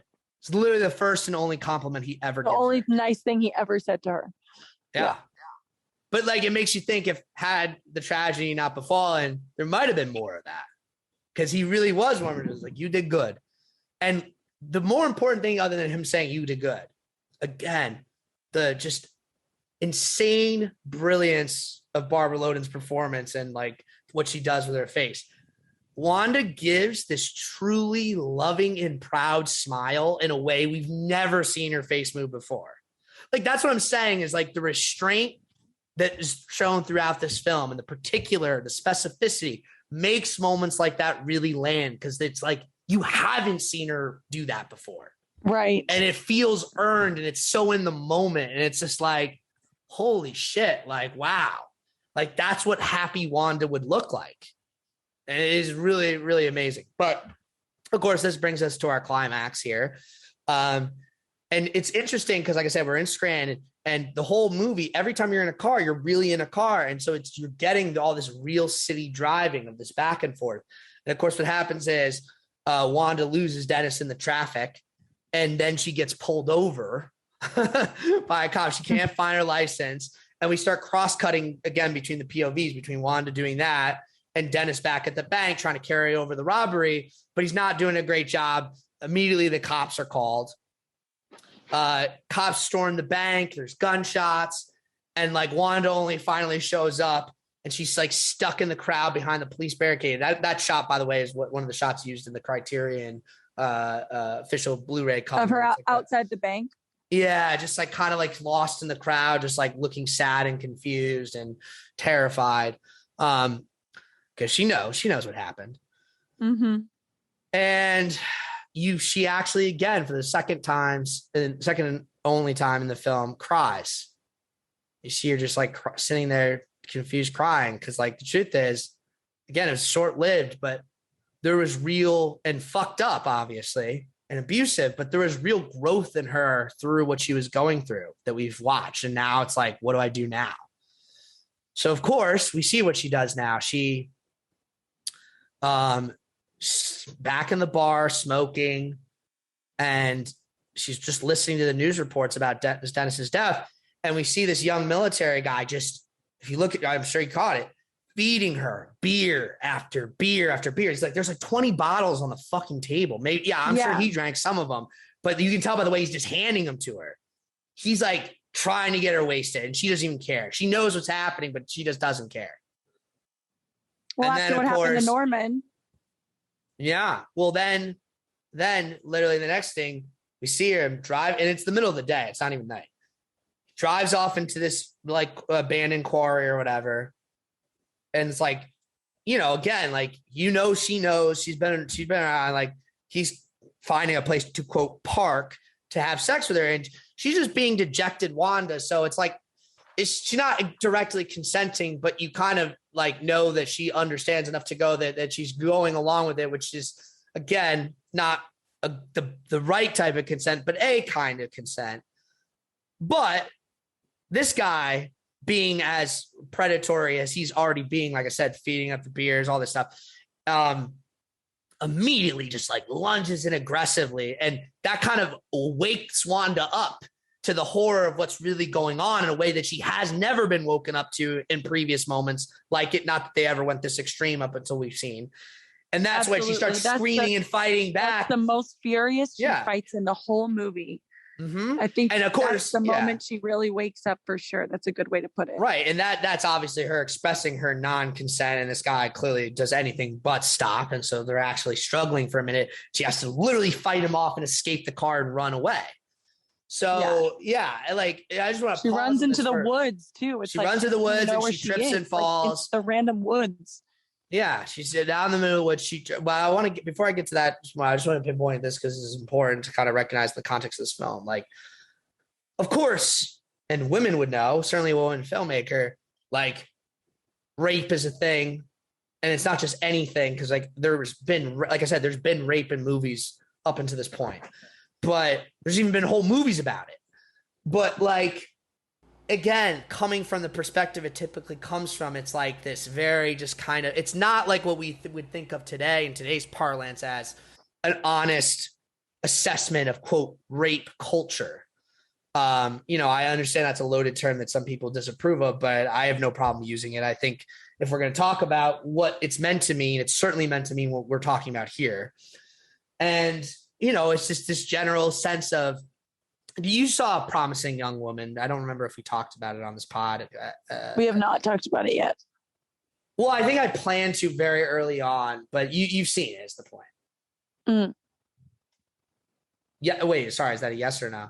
No, we haven't. Oh, you haven't? Okay. I don't want to say anything about it or spoil it. I'm sure you're aware of the basic premise of the film.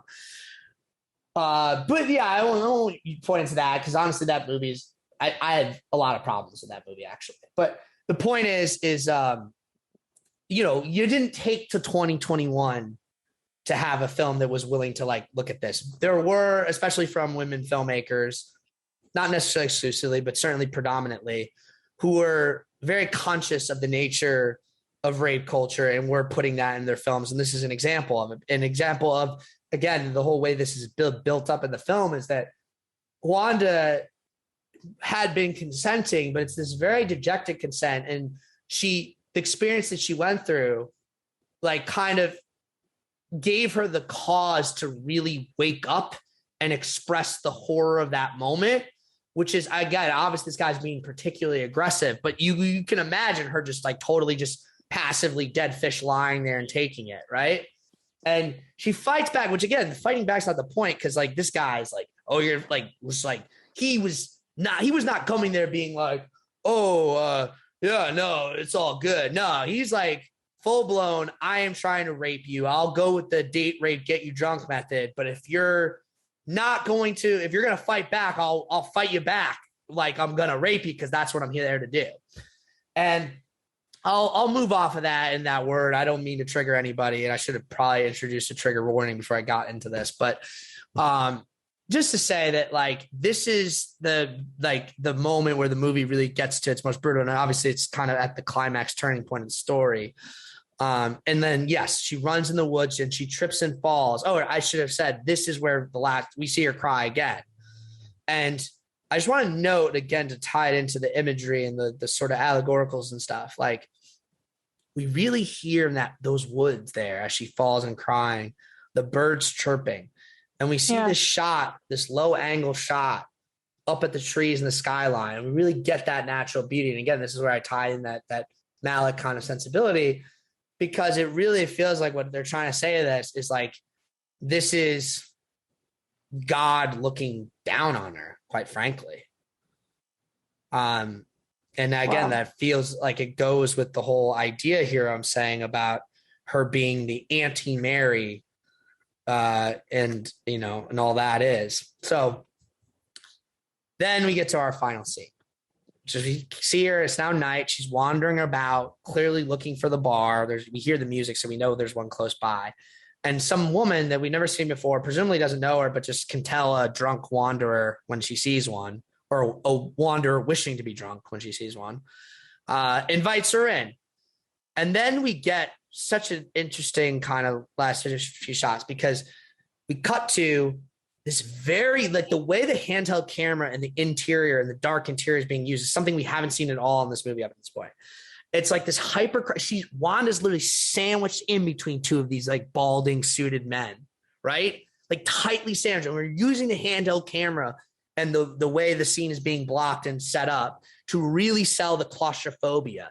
And the handheld camera is just kind of handheld panning between the different various people around, and then keep returning to Wanda as she's just like tightly bunched in, her shoulders hunched in because she's being pushed on both sides by these big men. And she's like kind of just like with her arms smoking the cigarette, taking a sip of the beer, smoking a cigarette. And then louder and louder and louder, we hear this like fiddle string band kind of go doing its music. Yeah. And you know what? I have to say, I did appreciate the lack of score of this film. Oh yeah. I don't know if we mentioned that yet. I actually really like that.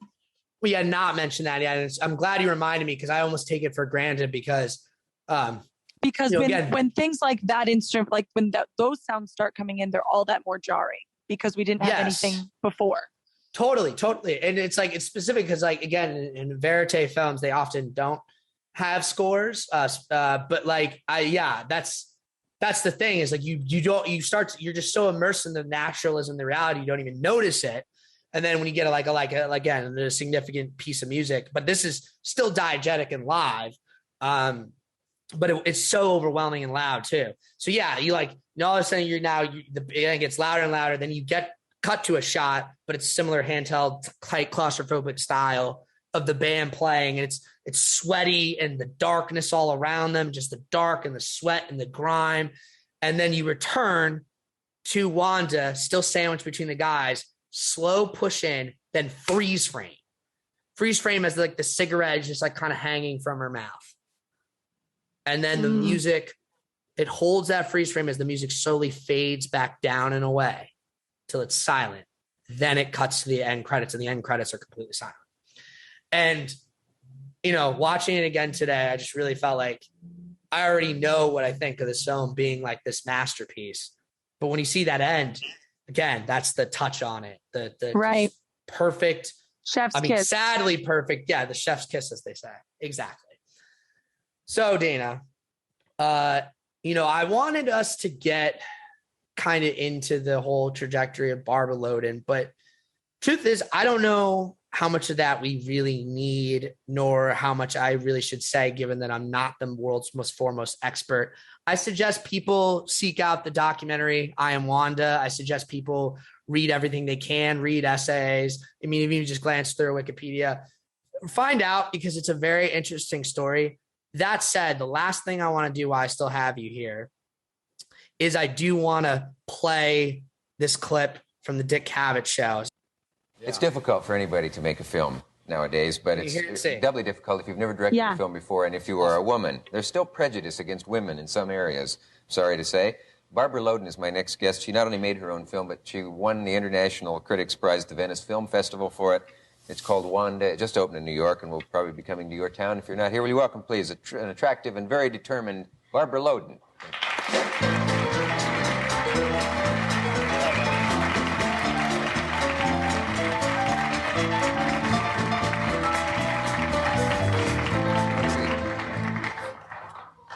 Very determined, huh? Very determined. Well, I suppose you ran into a certain amount of trouble trying to raise money these days when it's tight for a movie? Yeah, but not because I was a woman, just because it's hard to get money for anything. It wasn't because you're a woman. No. I'm glad to hear that. Maybe things are getting better for women.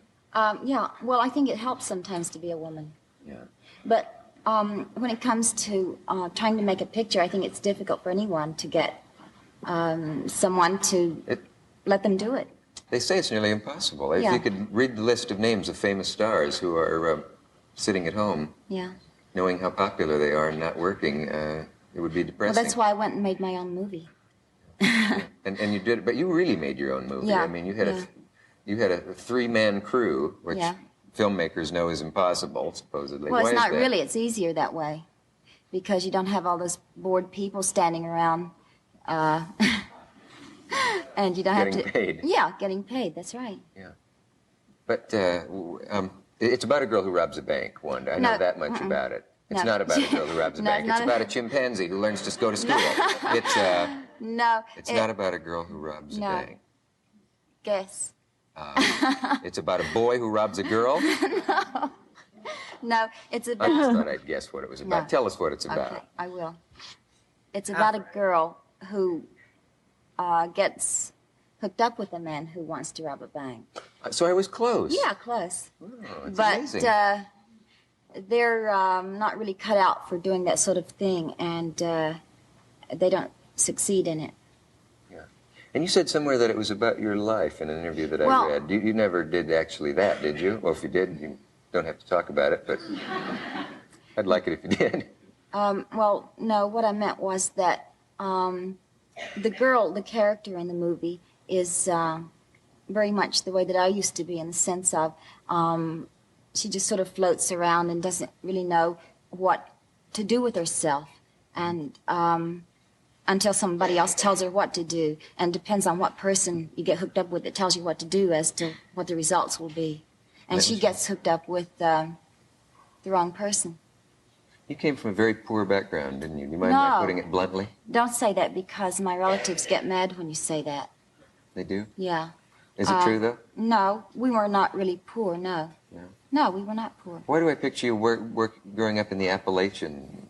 Well, the movie takes place in Appalachia, but I grew up in, in North Carolina in the mountains. It's not really Appalachia, no. Well, I swear, in biographies of you, they always say a mountain girl who had... Listen, don't believe everything you read. And they paint you as if you had no shoes to wear and out at the knees and overalls and all that. It sounds better that way, you see. Yeah. No, Why did they do that? It wasn't that I didn't have any shoes, I just didn't have any cashmere sweaters, you might say. Okay. Can we take a look at the piece of the film? Should you tell us what we're going to see Yeah, here? I want to tell you what it's about. Yeah.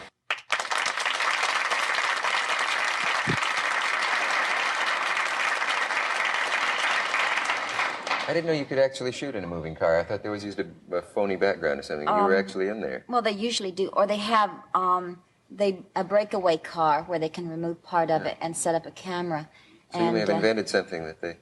Well, I invented that shot, yes. And and also, it's because it's very tight in a car and you can't really get the distance. Yeah. So my cameraman, Nick Preferis, had to really squeeze back in the corner so he could get enough distance to shoot that scene. Let me take a message and then we'll be right back and I'll tell you something. So sorry. I should have mentioned Barbara Loden is married to Leah Kazan, the great director. And I suppose people will inevitably say, oh, he probably looked over his shoulder through the whole thing. And since the film's now won a prize and all. Did he look over your shoulder? Or around your shoulder? Or Did he help? He was very helpful. Yeah. But he's never made a movie on so small a budget with so few technicians. But he will. He will now. Yeah. Did he doubt that it was possible? No. I think he's been interested in it in a long time. Now, since I did it, he wants to do it. He does? Yeah.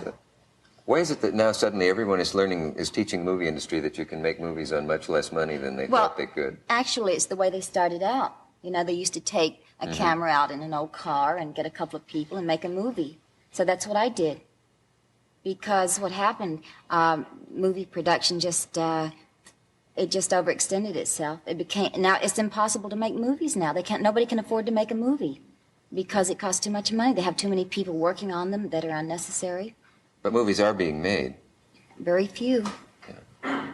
They're making one. They're making his movie, right? They're making your book into a movie. Yeah. The gang that couldn't shoot state they're starting now, which is what I wanted to ask you. Once in a while in the afternoon, I come over with the director, Jim Goldstone, and have a drink, and somebody will come in who's there going to test or play a part, and just ask me to say hello, and then we'll get somebody to take him into some place in Brooklyn where he can listen to speech and how people talk. You know, it's like Warren Oates, for one, came in, and you just wanted to hear people talk, but I don't understand how you must have a file catalog in your head as to what actor could play this, because Goldstone, I just remember how he's remembering them for this part. He's got 4 and 5 names that he's met somewhere along the trail. What I did, I went down to... Well, I shot my movie in Carbondale, Pennsylvania, and Scranton also. I went down to the radio station, and they were nice, and they let me announce that I was making a movie there. And I said, anybody that wants to be in a movie, come down Saturday morning. So they came down. About 50 little kids under 12 came down. But some of them had parents with them. And I said, well, I can't use the children, but maybe I can use the parents.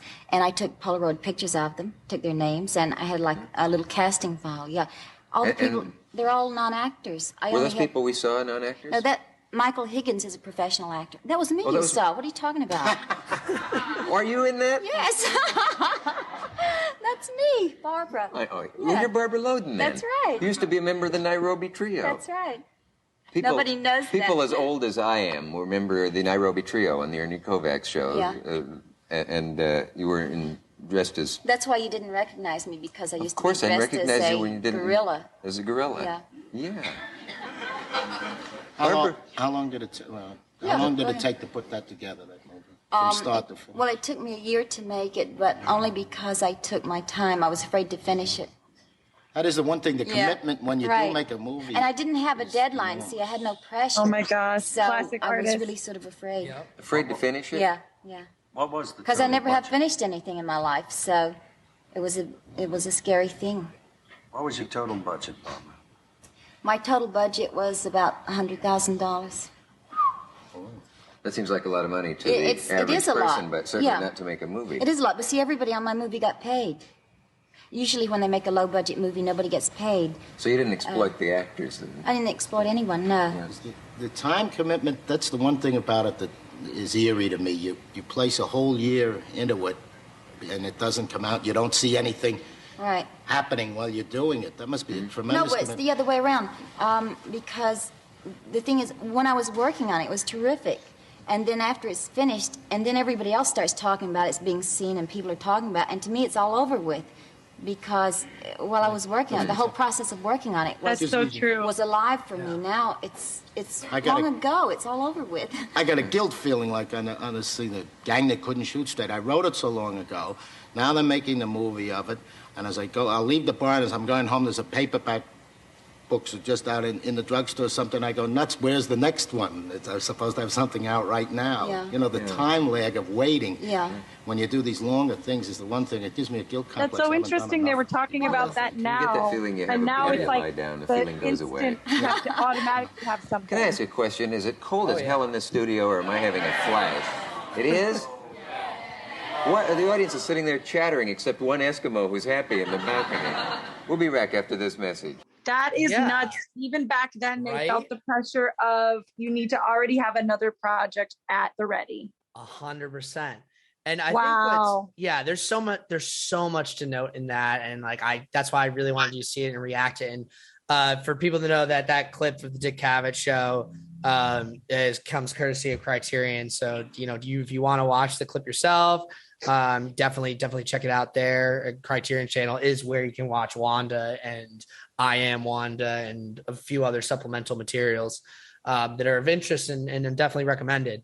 But yeah, I mean, she comes out there and, immediately Dick Cavett's very attractive because you can tell he's looking back at that stage and she's especially in the context of 1970, she's wearing the high boots and the was and the blah, blah, blah. And you could, he's has this image of her. And even what he referenced, he was oh, it used to be one of the Niobe girls. He's thinking of her as some, no offense, because Dick Cavett doesn't seem as comparative to some other people, perhaps. I don't know a lot about his personal backstory, so maybe I'm wrong about this. Doesn't seem like a chauvinist in the aggressive way. He seems very kind of oh no, I'm with it. Feminism's good. But his sensibility, the world he's coming from, his perspective is oh, she's kind of like a dumb blonde. I know she made a movie and I have to talk to her she knows what she's talking about, but I better take it easy on her, That's what he's thinking in his head. And he's not paying attention to anything she's saying. At all. At all. No, he's not at all. To anything saying. Interrupting. He even noticed she was in the clip. What are you talking about? Thought the movie was about her robbing banks, all sorts of shit. And again, I don't think he means anything bad by it, but it just shows you what she was dealing with. And conversely, because on the one hand, you have Barbara Loden, and again, the more you read about her and understand about her, you'll know this is true. Wanda, as she says there, is coming from a very personal place. That is her. But she notices, she says, that's how I used to be. She is clearly incredibly comfortable talking to these three men at one point, because once they bring in the other two guests, and just paring away their wrong assumptions and jumping in there and being no, this is how it actually is. She basically said, I'm speaking. Yeah. Yeah. A very powerful thing for her to do. And I think what's sad is that we have to also recognize that even though she could have that power and assertiveness and command and really be forward and with it in that way, the material relations of the world, what it was like to be a woman filmmaker, still don't change. And that's what, if you really get into her biography, is kind of the great tragedy of Barbara Loden that like I said, I did hope we could touch on a bit more, but I'm just realizing now, to be fully honest, that it's a very difficult thing to talk about. And it's a very difficult thing to talk about with the level of care that I feel is necessary. That's why I gave those caveats at the top. But I think we can really, really kind of like, again, using the text as the subtext, kind of like really understand where she's coming from and what she's been through just through the movie and through, like I said, watching that interview. And notice, like, again, the other thing is not just the female doubts, it's the classism, it's the regionalism, it's all those things. And it's like, Dick, if you watched Wanda, you'd understand just how much she's bearing to all those points about who a person like Wanda is. Wanda is not who she is because of any other reasons than she lives in the world she exists in, comes from the places she comes from, and has a soul, has a place, and might have ambitions and personalities bigger than herself, but she is confined to those material conditions. She is confined to the way the world is, and she's dealing with it accordingly, for better or for worse. Again, that's what that ending shot kind of symbolizes to me, is like, she can go through her transformational moments, she can grow, she can do better, but she is still living in this world. And how are you not going to backslide? I mean, should we really look down upon those people? No, because they are dealing with the world as they live it. But okay, Dana, I think that's a good note to leave everybody on. What do you think?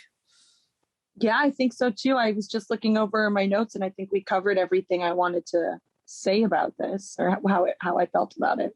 I think if I could ask you one last question to leave us on, because when I thought about this movie, I was literally, what reminded me of it is just remembering, like, you as an actor, you as a woman, how, like, when you think about like your own sense of like your journey going back to your life, because that's like, if you watch I Am Wanda, I highly recommend you do. Everyone does. She talks about that. She's like, I always start with my acting class with, tell me about your background, tell me about your heritage, tell me about where you're from, tell me about your life experiences, what got you to here, because that's all you have to draw on. That's all you have. You don't have anything else. You just have that. Absolutely. Yeah. I think that there's a lot of aspects of this that are super relatable. Mm-hmm. And I think that there are moments, especially that moment when she really fights in the car for the first time to get into the woods, and you realize that we all have that fight, that survival. Mm-hmm. It just takes something to awaken in us and realize that we can do something about it.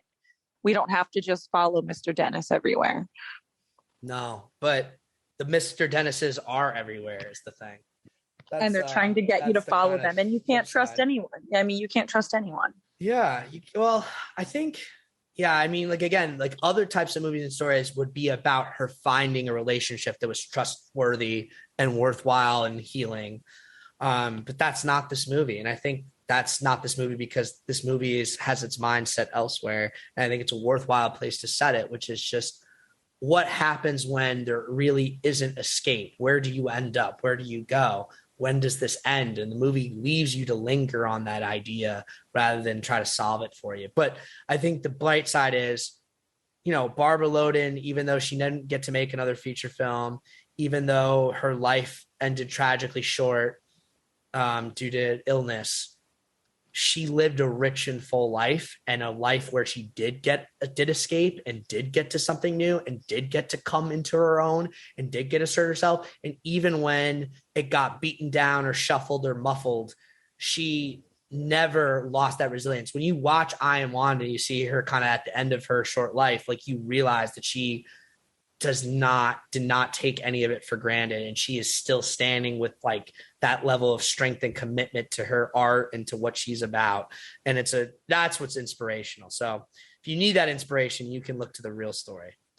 But okay, Dana, I think that'll do it. thank you so much for coming on. And to all our listeners, stick around for more. We're going to have that Gloria episode, which I think is an interesting companion piece to this next up. Thank you to anybody who's listening. Don't forget to like and subscribe. Yes, don't forget to like and subscribe. You get some women, take them to the Peachtree Dams. I say get liquored up and take them to the Peachtree Dams. Do you know what I mean? You know why? It's a scary thing to give to a guy like me. Do you know what I mean? I say get liquored up and take them to the Peachtree Dams. Do you know what I mean?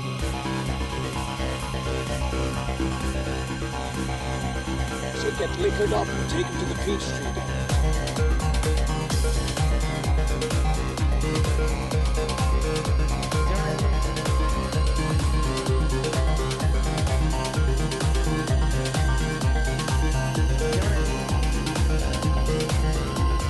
Get liquored up and take him to the Peachtree Dams. Do you know what I mean? You know why? Final cut. It's a scary thing to give to a guy like me.